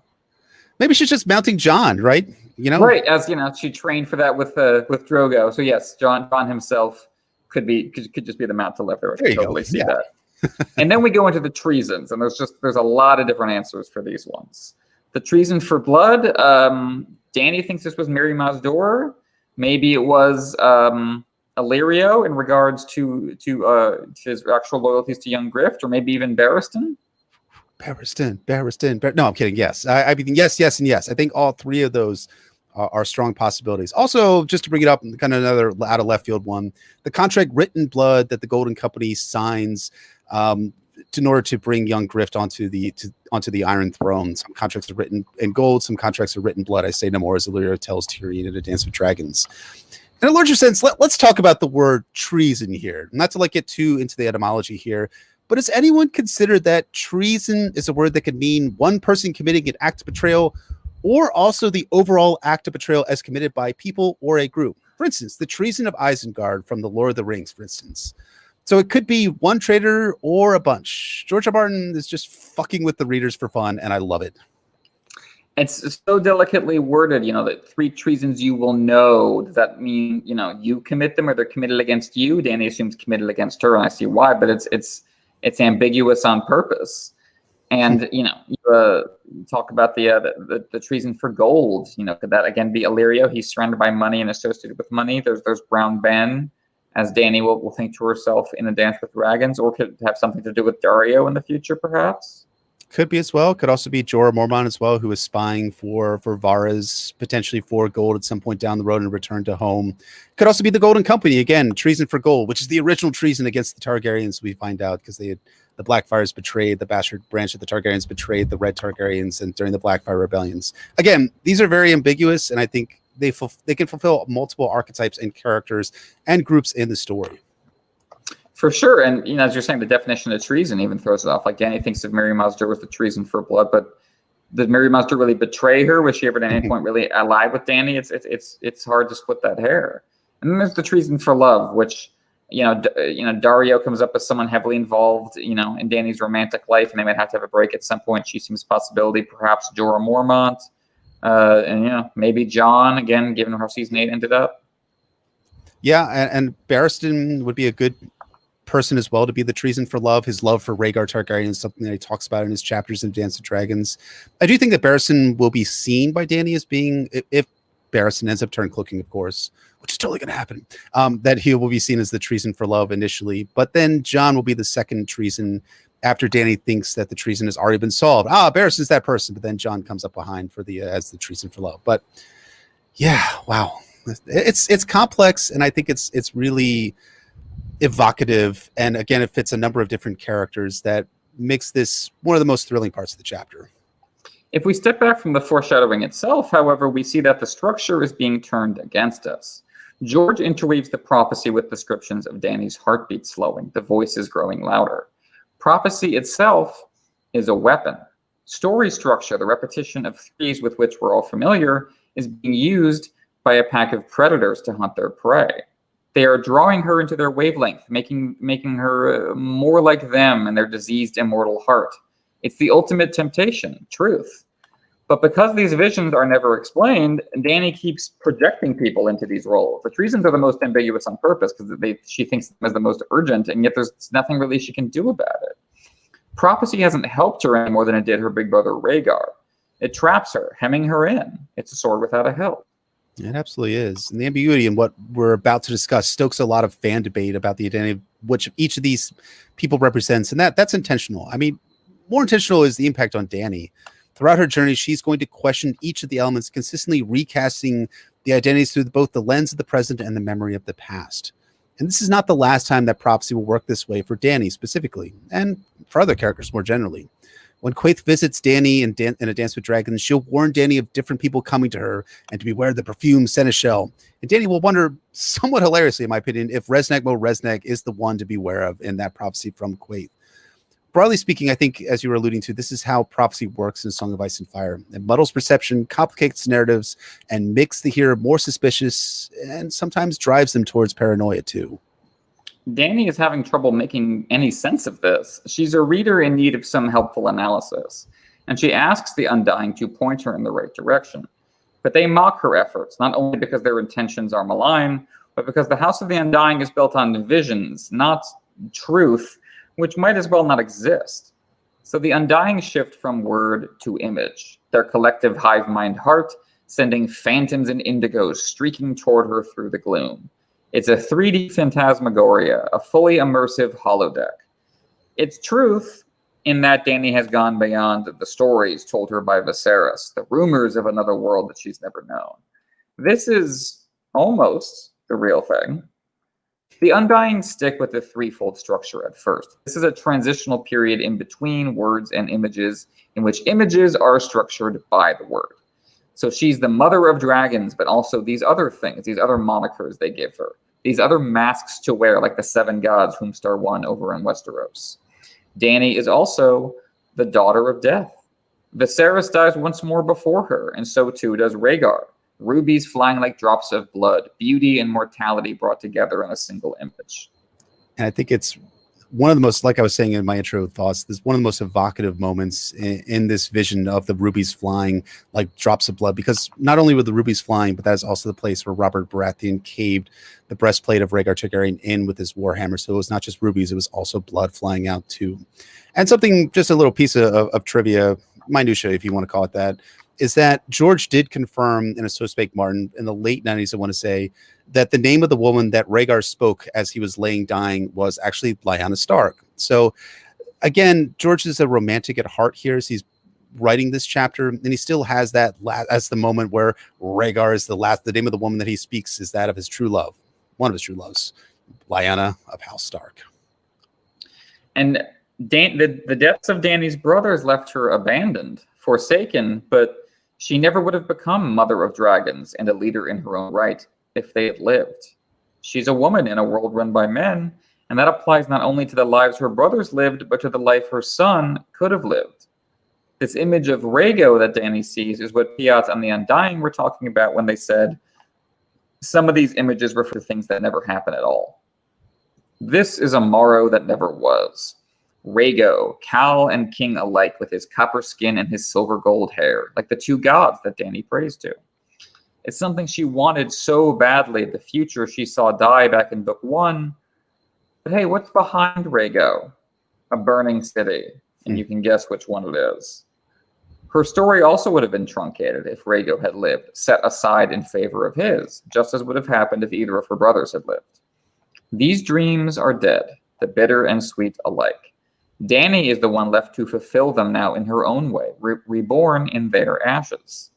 And that applies not only to her as a person in universe, but as a character. These are the narrative paths not taken, sacrificed in favor of hers. And of interest to those who are into sigils, which George being one of those people who seems really into sigils, is that George ends up reusing Rhaego's future that never was sigil for another character, namely Aegor Rivers, aka Bittersteel's sigil. Originally, Bittersteel's personal sigil was, and this is a quote from George, a gray long sword displayed bendy sinister with a black dragon's head above and a red horse's head below, both facing out on a white field. But in 2005, George R. R. Martin sent along an email to ACOK, the Russian artist who does character portraits. You've probably seen if you browse the Song of Ice and Fire wiki, not me, of course, because I'm #not a nerd, saying that George had decided to change Bittersteel's sigil to a winged red stallion on a golden field. Only the horse has big black dragon wings instead of the usual Pegasus-style feathered angel wings, and he's snorting fire. Dialing back for a moment, when George was writing this scene from A Clash of Kings, he hadn't imagined the Blackfires or Bittersteel as a character yet. That came between Clash and Storm. And then there was a few years between the vision of Rhaego here and the House of the Undying, and also a few more years between him imagining the Blackfires up and George retconning Bittersteel's actual sigil. So, does this mean anything? Does this speak to Bittersteel's potential fate or a future Dunk and Eggs novella? Probably not. As George R. R. Martin told ACOK that the reason why he was changing the sigil was that he, quote, came up with a much cooler image. That much cooler image was, of course, the same one that he invented back in the 90s.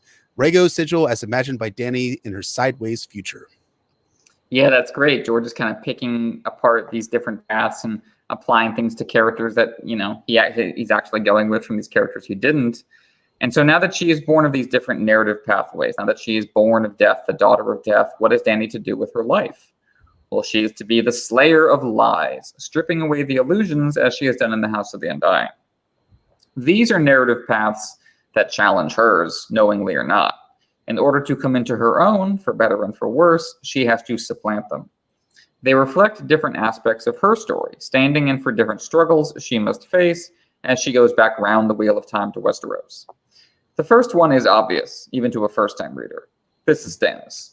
He's a king with those Baratheon blue eyes, he's got the red sword of heroes, and he's given up his own shadow to Melisandre twice in this book. Does this mean Dany will come into a direct conflict with Stannis? I doubt it. Dany's link to the north will most likely be Jon, who will only come into power in the north after Stannis has had his complete arc. Rather, this image points to how Stannis acts as a cautionary tale for the reader in regards to where Dany's story is ultimately headed. He starts on Dragonstone, her birthplace, after she resurrects the dragons.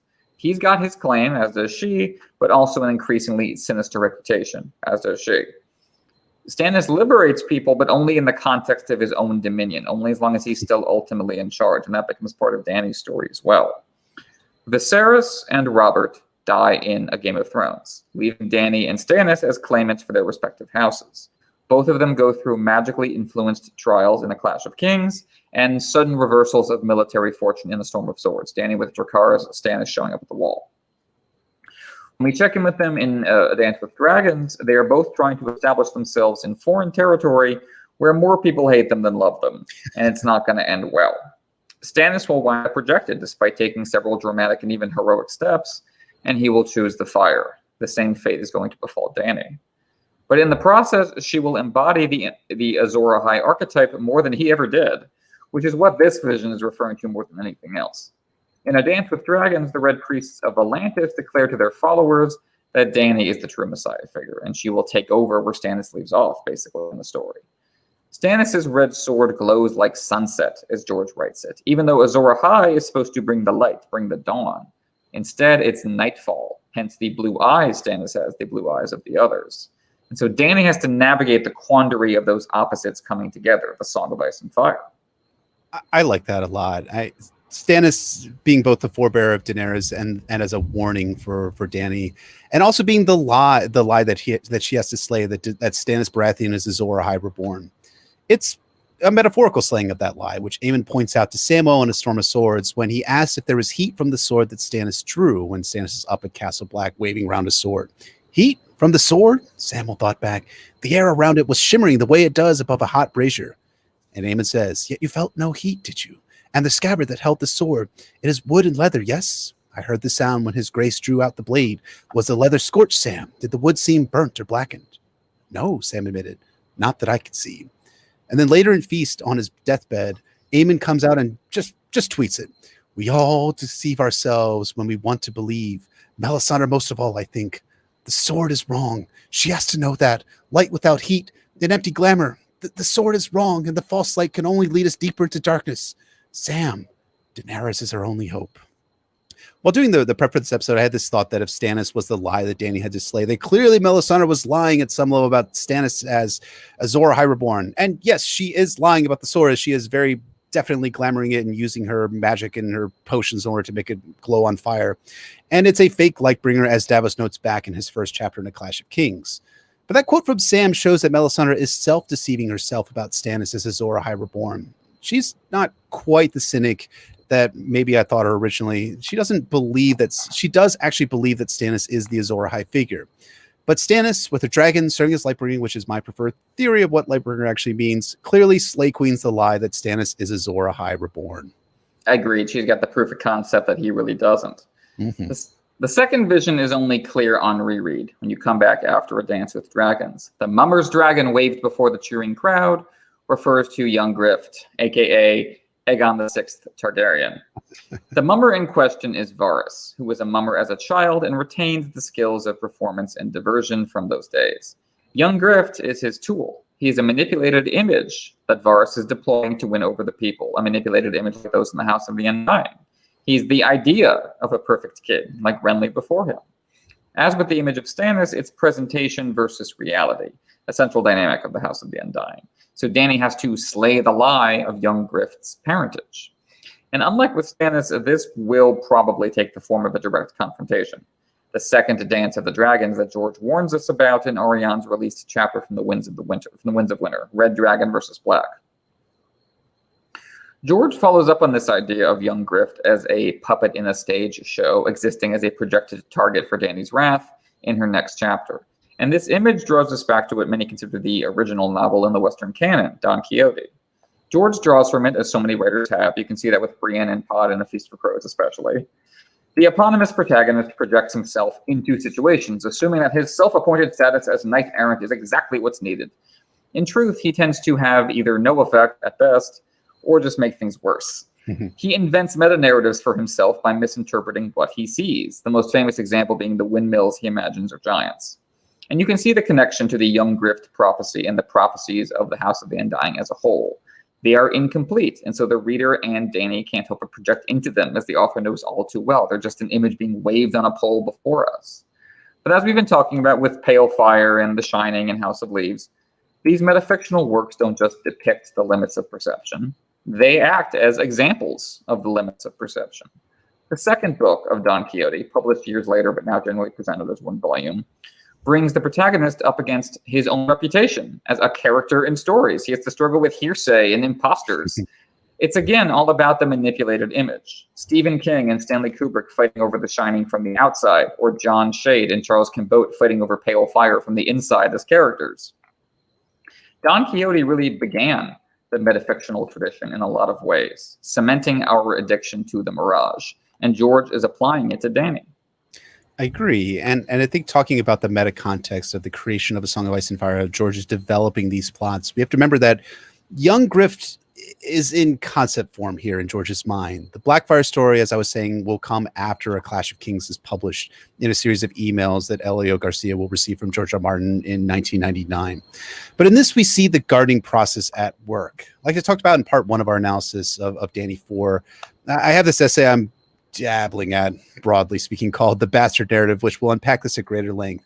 Here, I'm just going to point out that between A Game of Thrones and A Clash of Kings, George R. Martin published The Hedge Knight, which featured one Aerion Brightflame, a hero who his father, Maekar Targaryen, sent into exile to Lys at the end of the novella.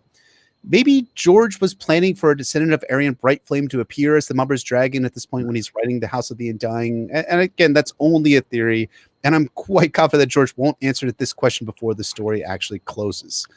The gardening comes in by way of how Varys is descending from bliss and how baby Aegon's head was a red ruin, as Ned recalls in A Game of Thrones. Pycelle tells Ned that Varys was a slave born in lists, and between A Game of Thrones and the Hedge Knight, George may have decided that Aerion was going to lists, and thus Varys descended from Aerion. Again, it's a tenuous connection. I fully admit that up front. So too, the Mummer's Dragon lie that Dany has to slay was likely written after the Hedge Knight and may have been tied to Aerion and Varys as well. All the same, the pitch letter doesn't record a second or really any Dance of the Dragons, Mummer's Dragon, Young Grift, or anything of this matter. This is story expansion. And like I was saying in part one of this analysis, this three-part analysis, the Mummer's Dragon is a clear moment where we can see George doing that actual expansion. As to why George expanded the story, I think the Mummer's Dragon is supposed to be an obstacle for Dany. In effect, it complicates her narrative. She'll have to fight not the hated Lannisters when she shows up to Westeros. It's not Cersei, it's not Joffrey, it's not even Jaime the Kingslayer. Instead, she'll be slaying the lie of young Griff's identity, as you were saying, his shadow on a wall of being the son of Rhaegar Targaryen. And we have to remember that the vision is of crowds cheering the Mummer's Dragon. Aegon, young Grift, is going to be really, really popular when he hits Westeros with the shining optics of Rhaegar behind him, the chivalry of the Reach, a beautiful queen in the form of Arianne, the support of the popular faith militant Seaboard, and my 35-part Blood of the Conqueror series from 2016. So when Dany slays the lie of young Grift's identity and slays the Grifter himself, it'll be a hard-fought campaign. And I'm sure it'll be an act of immense tragedy, as Aegon, honestly, if we're being honest about him, he really isn't a monster like Joffrey. He's just a kid who everyone is fashioning a narrative around him, and killing him is going to be super fucking sad, and I'll be sad about it. I think that's exactly the twist, and you always do such a great job of weaving the backstory and what we know of George's writing process together. You do that better than anybody, so I think that's exactly right. Thank you. It's really kind of you. So, talking about the Slayer of Lies section, the third lie is really the only mysterious one left. What's this tower? What's the stone beast? And what does Shadowfire mean? There are several interpretations out there. One is that this image refers to Jon Connington. He is a stone beast because he's a griffin with grayscale, and he's breathing shadow fire in that he's propping up young Grift, who is probably in truth a Blackfire, Shadowfire. And that is solid evidence, but I think it's strange that we would see two visions of the same lie. Like, we just saw a vision about young Grift and his parentage, so why would George be redundant like that? Yeah. Another interpretation is that this image is referring to Melisandre. She's trying to birth a stone dragon, some kind of beast like this. But again, isn't that part of the Stannis is Azor Ahai lie that we just saw? Now, the show featured a resurrected dragon breathing shadow fire at the broken tower of Eastwatch. Maybe Dany's going to have to fight that kind of tragic threat in the books as well. Now, I've said before that I think the show's Night King got a couple of major beats that belong to Euron in the books, primarily bringing down the wall. Euron is trying to seize a dragon, and he says he wants a tall tower to leap from, so maybe that smoking tower is the high tower, and this represents Euron. He is invading Old Town. And I like that option because it makes all three Slayer of Lies prophecies about the people who are claiming to rule Westeros, as Dany does. Stannis and Euron and young Grift. She would have to remove them all to take power. So will she take on Euron directly? Well, I'm going to say more about that in the final part of our 5-part look at the Forsaken for patrons. Maybe. Whether it's Euron or not, I think the Undying with these Slayer of Lies prophecies are establishing Dany as the ultimate seeker of truth. She's slaying lies, even as truth itself becomes harder and harder to find. I just have to say, I freaking love this idea that Euron, it fits that narrative really, really well. Fits this portion of the House of the Undying of breathing shadow fire atop a tower. To add on to your point about Euron, we have to recall that Euron is first introduced by name in Theon's first chapter in A Clash of Kings, and then his identity is established even further in Theon's second chapter, where we learn he's reaving somewhere, and it's mentioned how terrible and awful but powerful that he is. Then, in Dany's final Clash chapter, Zaro brings up this person. Mystery. Who is this? Urathon Nightwalker and his use of glass candles. Urathon, as we talked about in part one of our series of The Forsaken and elsewhere, is very likely Euron Greyjoy hiding out in Karth, who then rolls out, captures Warlock, steals Dragonbiter, and very peacefully takes power in the Iron Islands before starting apocalyptic magna Greater West. It's established. We see it's love. Euron atop the fire. What one of your points from part 5 of the Second Coming, our 5-part analysis of the Forsaken, which we'll be recording in just a few days and releasing soon thereafter? Oh, don't worry. I got plenty to talk about there, so look forward to that episode, folks, for sure. All right, so Dany was born of death. She's a daughter of death, and she must slay lies.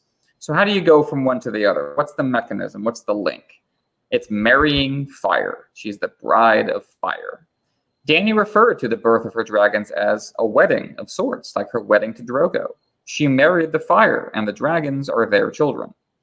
Just as her relationship to her family is built on death, the daughter of death, just as her relationship to Westeros is built on lies, her relationship to marriage, partnership, intimacy, and sex is built on fire, passion, and destruction. Her silver horse led her beneath a sea of stars to Drogo. That was the end of childhood and the beginning of adulthood, and she birthed the fire from his remains. At the other end of that road awaits the blue flower in the wall of ice. Jon Snow, Rhaegar and Lyanna's legacy, literally on ice in the far north. And Ned recalls Lyanna twice with blue winter roses, once in her crypt tomb and once as the laurel flowers that Lyanna received when Rhaegar won at the tourney of Harrenhal. That's the one that Rhaegar handed to her after as the crown of victory that he hands to her. Metaphorically speaking, the blue flower growing from a cheek of ice is the strongest metaphorical evidence that we see of RLJ in the series as it connects Jon specifically to Lyanna. But as you're pointing out, George is only partly seeding the narrative with clues to this reveal. The other part is the effect that Jon will have on Dany himself and herself. I think a lot of people look at the relationship between Jon and Dany from season 7 and 8 of the Throne show and come away feeling a little cold by it. I count myself in this camp, and this is one of those areas where I hope that George will do a better job of establishing the build-up for the relationship before the relationship, and then do a good job actually building up that relationship in the story and in text. But that is actually coming in the narrative, because as George R. R. Martin told director Alan Taylor in 2010, when he visited the Morocco set of Game of Thrones, which Game of Thrones was filming season 1 in Morocco, quote, Jon and Dany were kind of the point. That at the time, there was a huge, vast array of characters, and Jon was a lowly, bastard son. So it wasn't clear to us at the time, but George R. R. Martin did sort of say things that made it clear that the meeting and the convergence of Jon and Dany were sort of the point of the series. So conceptually, I think George R. R. Martin has always been on the right track with Jon and Daenerys. We're going to have to see how it pays off in execution come the future of the story, but I do trust in George's ability to tell a story that doesn't leave me quite as cold as the show did about their relationship. Judging from this image, he's going to try to make it emotional. They're going to make this sweet smell together. Mutual passion, mutual fire, like their mutual Targaryen blood, but that wall of ice persists, the stark half from which Jon grew. If season 8 is any indication, Jon's turn against Dany will be motivated in large part by his fears of what could become of Winterfell under her rule. She is the bride of fire, the fire that burned up Drogo, but it's the snow that will snuff that fire out, even though she becomes his literal bride instead. Both these images are lovely on the surface, the one of the silver horse beneath the sea of stars, the one with the blue flower in the wall of ice, but decay is lurking underneath, and remember, sweet smells often cover up decay. Drogo has joined that sea of stars. One of these romances already ended in fire and blood, and so too will the one with Jon. In between these two visions is a vision of that truth. It's a corpse bound to the brow of a ship, hurtling forward, unable to change their destiny, their date with death. This is the ambiguous one of the three. As with the stone beast on the smoking tower in the previous set. Is this corpse on the ship Aeron Damphair, based on the Forsaken? So does it indicate Dany might wed Euron? Or is it Victarion, given that he might be a resurrected corpse, he's taking a ship eastward to Dany? Is it John Connington? He's got the grayscale, he takes ships across the narrow sea. And I hesitate to say that the Bride of Fire section is necessarily referring to literal marriages, because there is no image for Hizdahr zo Loraq. On the other hand, George might not have just had Hizdahr zo Loraq in mind at this point in the writing process, so maybe Dany is going to wed a Greyjoy, or maybe George intended her to at some point. I mean, it's possible, right? I mean, like I was saying before, Euron has dispatched Victarion to Slaver's Bay in order to retrieve Daenerys as his bride. But I also think it might refer to Jon, because he will likely be a resurrected corpse. Maybe this is the aftermath of Jon killing Dany, sailing into exile, metaphorically speaking, and that kind of bittersweet ending that George R. R. Martin has talked about, smiling sadly, is fitting that imagery in my mind, so to speak. So maybe this is more of like the trajectory of maybe this image is more of the chronology of the images and the trajectory of Jon and Dany's story, how they meet, how they get together, and how Jon sails away into exile after he is snuffed her out as snow has snuffed out fire, and that's the end state. Again, I'm not entirely sure, but that did kind of strike me as I was going through this chapter. I agree. I think that it could represent that kind of that arc and that movement in their relationship towards each other and away from each other. And in the end, fire is Dany's true husband. She falls in love with the fire she sees in others, but they're all mortal, containers for that fire. And then they all fade, disappointing her. We started with words, 3 fires, 3 mounts, 3 treasons being described for us. Then we shifted to sets of images accompanied by words. Slayer of lies, here's some images referring to that. And now we drop words. Language can no longer express what the Undying are showing Dany. No description will suffice. Imagery takes over, a movie montage made up of pointillist dots in time and space. It's just a smeared impression of existence. This is the psychedelic peak of her trip, and George's purest expression of the wonder and terror unlocked by opening your third eye to art. The very air is coming alive with images, the borders between the inner labyrinth of the mind and the outer labyrinth of the world coming down. George cuts from the shadows in Miri's tent to the dragon bursting from Miri's brow, but with young Dany at the house with the red door in between, as if the shadows were converted to dragons through Dany's longing and need. The shadows of the past give way to the onslaught of the future, bursting from your brow, the third eye wide open. We see the white lion running through the grass of the Dothraki Sea, and then in the same grass, the poisoner from Vice Dothrak is being dragged to his death. Life and death along parallel tracks, tracing each other's steps, as they do throughout Dany's story. The Dothraki crones are being reborn in water, kneeling before Dany, hinting that she will return to the Dothraki Sea and take over every Khalasar in the Winds of Winter.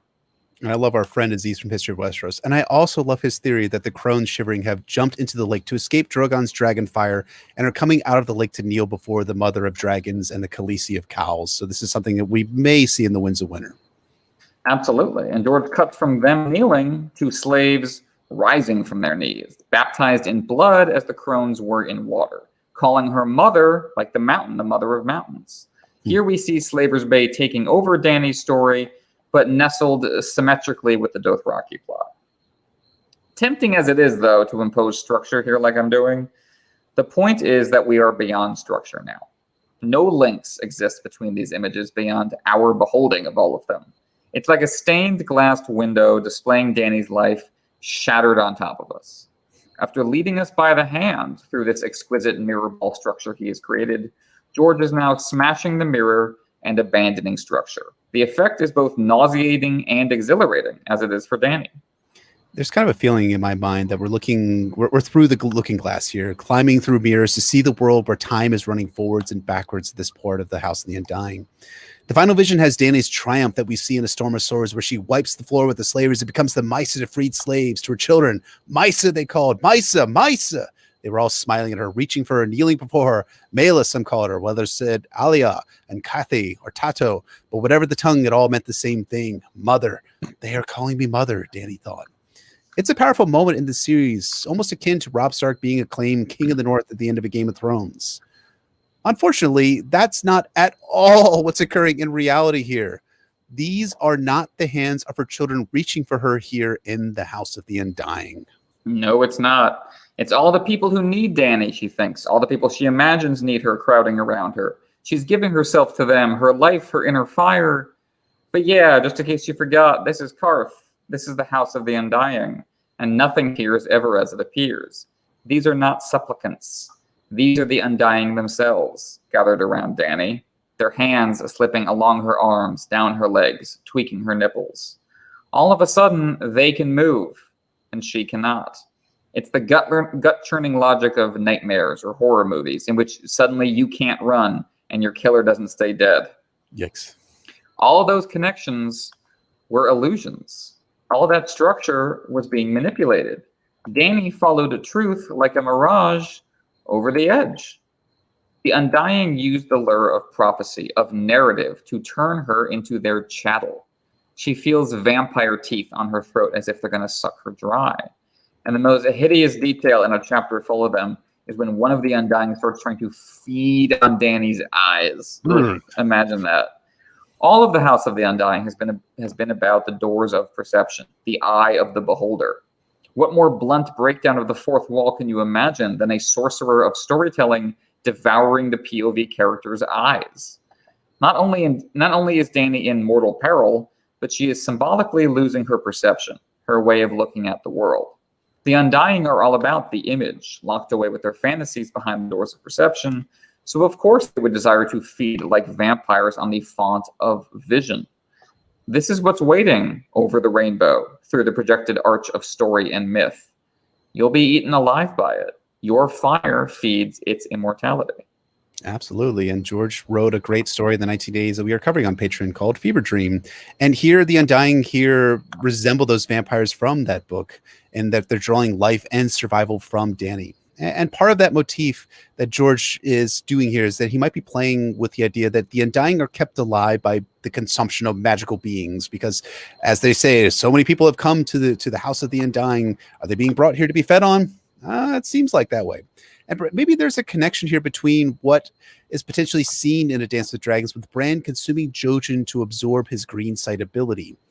The difference, of course, being that A, Bran is completely unaware that's what he's eating in the quote-unquote acorn paste that Bloodraven and the Children of the Forest feed him, and B, the Undying are selfish motherfuckers who are eating Dany and absorbing her power to keep themselves alive with zero fucks given about the rest of the world. Please note that I am not condoning cannibalism for what Bloodraven and the Children of the Forest are likely doing with Jojen to help Bran. I am only saying that it's done not from a place of selfishness. But please, do not eat human beings. You heard it here first on the Not a Cast podcast. Unless you're Eliana from Girls Gone Canon, we'll carve out an exception for her. She has her fascination with cannibalism, of course. But yeah, Dany is a fictional character being torn to pieces by authors and readers. We use her as fuel to fill up our dream balloons with fresh narrative grist. She is finally trapped in the liquid atmospherics of Karth, the goal of everyone she's met here, except maybe Quaithe. The mirage worked. Dany is doomed and will be fully absorbed into the image factory. What saves her? Fire. Her id, her passion, her personal creative spark. Drogon is her child as she thinks about it, but he's also her on some level. She created him out of wild alchemy as an artist does, and now Drogon cuts the Gordian knot, resolving the human heart in conflict with itself by tearing the damn thing to pieces. The source of visions is mortal meat, like anything else. The Wizard of Oz in back of this place is just a man behind the curtain, and it turns out that without their images, the Undying are mortal after all.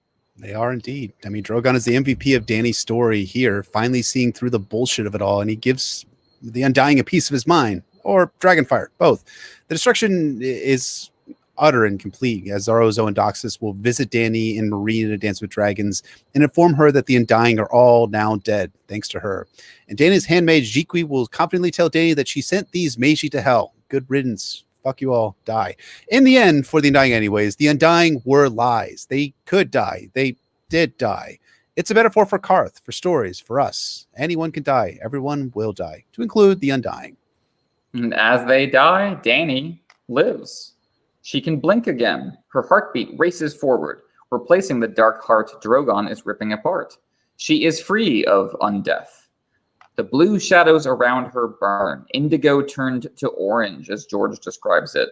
And as you were saying earlier, his command of color is never better than here. The Undying have bones so light they're like tallow. Dany brushes them aside as if they're not really there. Were they really there, physically? Their flesh was crumbling parchment, as George writes, another of the major meta moments in this most meta of chapters. The Undying were made of paper, like their House of Leaves. They attained immortality through story. But then they invited Daenerys Targaryen, a fantasy protagonist on a circular hero's journey, to a walking tour behind the fourth wall. This exposed her to them, but it also exposed them to her. And now she has literally set the parchment paper of their story hive mind on fire. Dany and Drogon run for it. The floor seems to move under her feet, guiding her along. In part, this is just the drugs, but it's also that the House of the Undying feels horribly alive, and we are just on the edge of our seats as readers at this point, trying to see how it's going to be resolved. The labyrinth spits Dany right back out the door like a mouth where she started. But everything has changed in the process of going full circle. The structure is complete, and so the House of the Undying falls, like the House of Usher, because the fantastical projection of narrative is resolved. There's no reason for it to exist anymore. But now Dany must return to the real world, so to speak, of the rest of her story. And in that world, she has now made a committed enemy out of Piat Pri. He gibbers in an unknown language. It's the last of the House of the Undying's countless references to text and translation. We don't know what he's saying any more than we can completely interpret the images inside the house. But despite the doors of perception remaining closed, we can guess. Piat's world is literally crumbling, and so he is pushed beyond expression.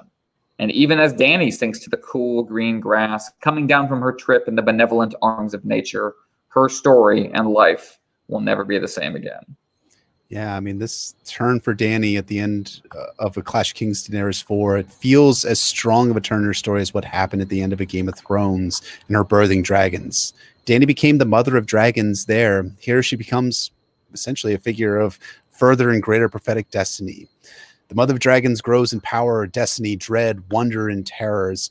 It's a frightening and exhilarating picture. It's the story of Daenerys Targaryen in microform here in A Clash of Kings Daenerys IV in the House of the Undying, and it's going to be carried forward throughout her journey and her narrative going forward in Storm, A Dance of Dragons, The Winds of Winter, eventually, and the end of Dream of Spring.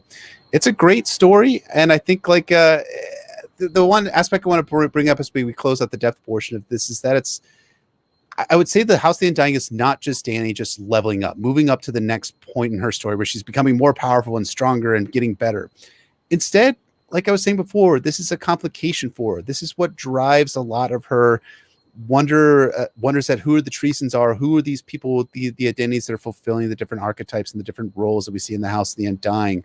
It doesn't fill her with resolve. It doesn't fill her with goodness. It fills her with questions. It fills her with complications. It fills her eventually with paranoia too.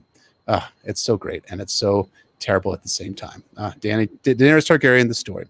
So that about wraps us up for our depth portion of the episode. Getting to foreshadowing and groundwork. Emmett, you want to take us away on was there any foreshadowing or groundwork in this chapter? I don't remember. Just gotta get my Carrie Ellis from Princess Bride voice here to say death first. Absolutely not. For the third time in a row, folks, we're not doing foreshadowing and groundwork for the House of the Undying because the House of the Undying is foreshadowing and groundwork. We will restore this part of our episode structure when we get to non-House of the Undying chapters starting next week. We're going to shift instead to our theory and discussion portion of the episode. You want to take us away there, sir? Yes, sir. So, we've spent a lot of time unpacking all the visions from this chapter. And given that this is a meta chapter, let's meta ourselves. Let's meta the fandom. So why is the Song of Ice and Fire fandom so obsessed with theories and the future of the series? What happens in The Winds of Winter and A Dream of Spring? And I was curious because, one of the things I came into reading your work because you were not so much into the theories. Of course, I did read your Eldritch Apocalypse theory, but I became into it because of all of the different character analyses that you were doing on characters like Quentin and Tyrion and Davos and Theon. And I was curious, do you think all of this theorizing as a fandom comes at the expense of enjoying and analyzing the published books of the series? So two very good questions. And to take the first one first, I think there's a number of factors coming together. One is just the length of time in between books, which just gives us endless time to speculate and, take back theories and get more intricate with our theories, bounce them off each other, combine them. Another part is it's just, it's a social glue. It's a way of relating to each other, a way of starting conversations and making friends. I think also this series started getting big also when just, internet hive mind stopped being a nerd thing like they were in the 90s. They got away from Usenet and started being something everyone was doing. And there's just the catharsis and the desire to be right that I think informs a lot of this. And I think everyone feels that to a certain extent. But yeah, I think that particular part of it, the desire to win, I think acts completely counter to actually enjoying the text. And it's easy to just suddenly turn the Song of Ice and Fire into this like it's almost like it's an anthropological or archaeological thing, like you're just reading it as a signal of clues and signs. Right. And there's some value to be had out of that, but man, are you missing what's really in there and what you can get out of it. So I don't think they necessarily contradict one another, but I think they very often can in the way that, talking about like character analysis regarding like A Dance with Dragons and stuff. I think the Feast and Dance get unappreciated in part because their virtues are not in telling you whether you were right about stuff you theorized in the first 3 books. I mean, there's some of that, but most of it's not in that territory at all, and you have to just have a different mindset to enjoy that. I think that's a really good point. And I think one of the aspects about A Song of Ice and Fire and when it became big is that it became big, honestly, after Game of Thrones came out. Obviously, George R. R. Martin was a best-selling author before 2011, the advent of season 1 of Game of Thrones. But it ended up coming to the fore when you had a series of television programs that were out there, to include Game of Thrones, but before that, a show like Lost, which our friends from the Storm of Spoilers podcast, now called the Storm podcast, are currently covering, going through episode by episode of the show Lost. And I remember the Lost fandom being like this. Every episode, at the end of every episode, you'd have 10,000 people going on message boards and being like, wait, what does each thing mean? Here is my theory about this. And there was a whole Wikipedia called Lostpedia, which ended up going through all these mysteries and being like, this is what this could potentially mean. This is what it could mean here. This is what it could mean here. So I think we've had a somewhat of a change in fandom, and it's a change in how quickly we can access information. As George R. R. Martin has talked about before, back when he was kind of he was a popular author, but he wasn't like a world famous author with the most highly anticipated book of all time, or at least in the past couple of years, that's about to come out. That's any day now. He would be able to like go on like fan forums and then interact with fans, but now he can't really do that because he has like 10,000 people who are all trying to figure out this mystery.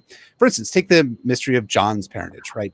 George R. R. Martin has talked about how he thinks that it's great that people are theorizing and coming up with ideas, but in the olden days, you wouldn't have 50,000, 100,000 people working all together and combing through the text to find all of the clues in order to bring Jon in order to determine that Jon is the Song of Ice and Fire, is the son of Rhaegar and Lyanna. Now, I don't think that's a bad thing. I don't think theories are a bad thing. I've written, a few theories along the way, so to speak. And I enjoy that part of the fandom. And I think it's a good creative outlet for fans to kind of enjoy the series.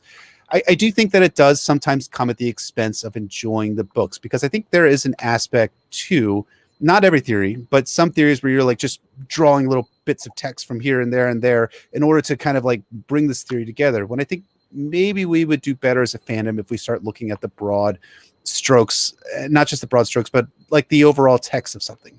So I think it's like really good that we have things like your work on all of the different characters in A Dance with Dragons, Adam Feldman's work on the Marinese Blot, others as well who have done fantastic character work that have kind of like drawn us as a fandom back away from the theories and just focusing on theories, because ultimately this is a story about characters. And I think we see this here in the House of the Undying, where, yeah, there is a lot going on, which is hinting at future events from the story of A Song of Ice and Fire.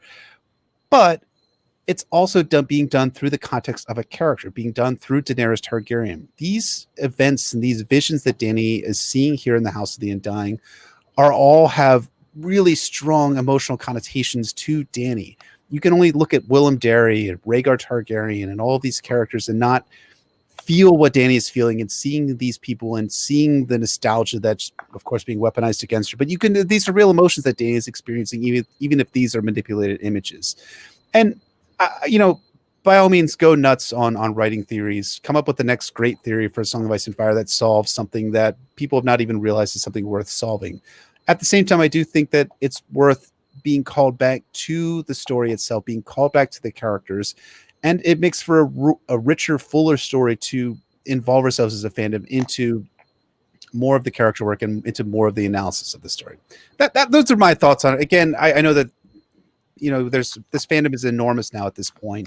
We've got a great podcast and a great community of folks who are here who do a lot of theorizing and a lot of writing about the series. And this is not meant to say don't do that. It's just meant to be like, enjoy both theories and analysis. Everything has to be balanced. Ice and fire. One cannot be greater than the other. I think it's important to be holistic, like you were saying, consider theories as part of the overall story instead of just getting lost down the rabbit hole.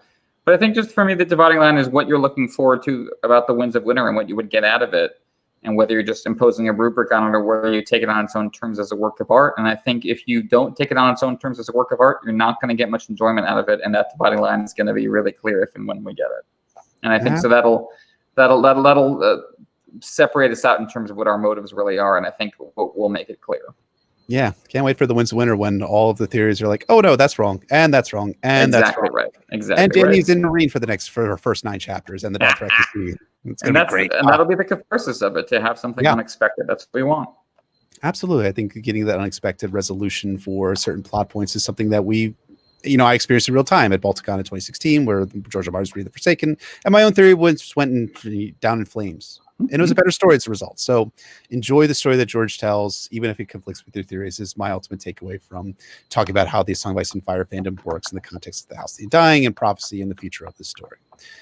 And I think that about wraps up for this analysis on A Clash of Kings Daenerys 4 Part 3 and A Clash of Kings Daenerys 4 in total. As always, thank you so much for listening and watching these episodes.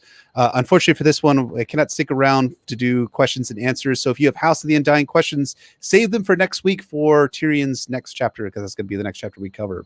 If you have the chance, please rate and review us on Apple Podcasts, Google Play, SoundCloud, Podbean, Spotify, and also if you like what you see and you're watching these episodes on our live stream, give us a thumbs up, rate, and subscribe, and do all those sorts of things too. We really appreciate it. Absolutely. You can check out our Patreon at patreon.com/NotAcastASOIAF. Follow us on Twitter at NotAcastASOIAF, or shoot us an email at NotAcastASOIAF@gmail.com. You can find me at Poor Quentin on Twitter or at PoorQuentin.com.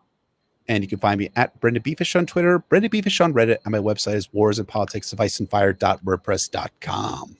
We want to shout out and thank our high lords and ladies on Patreon. Red Relu himself, who has renounced his allegiance to the Squishers.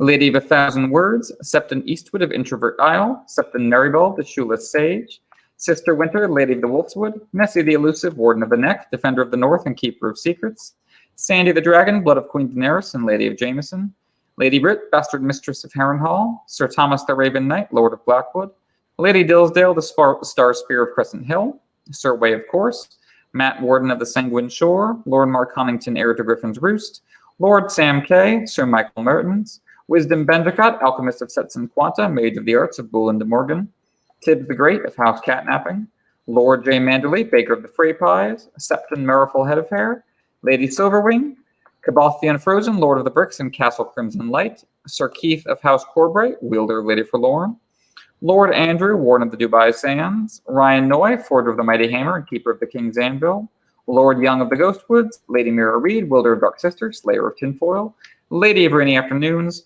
Sir Will of the Anarcho-Syndicalist Commune, Lord Clay, Sir Small Paul, Guardian of the Stone Haven, Defender of Dunadar Castle, Septon T-Bone, and Refined Wrangler of Icy Arachnids. Thank you as always so much to our high lords and ladies. Absolutely. Thank you, folks, very much for your support. It means so much to us. So join us next week for A Clash of Kings Tyrion 11. We are finally out of Karth for the moment, in which Tyrion Lannister prepares the defenses of King's Landing for the imminent arrival of the king, Stannis Baratheon. He's defending King's Landing from whatever. It's a thing. We'll discuss this next week for A Clash of Kings Tyrion 11. The build-up to the Battle of the Blackwater has begun, folks. The big explosive climax to the book. We're getting into the setup for that, so that'll be a lot of fun. See you then. Cannot wait. So thank you so much for listening. Thank you to those of you who watched us. Thank you to our patrons for supporting us.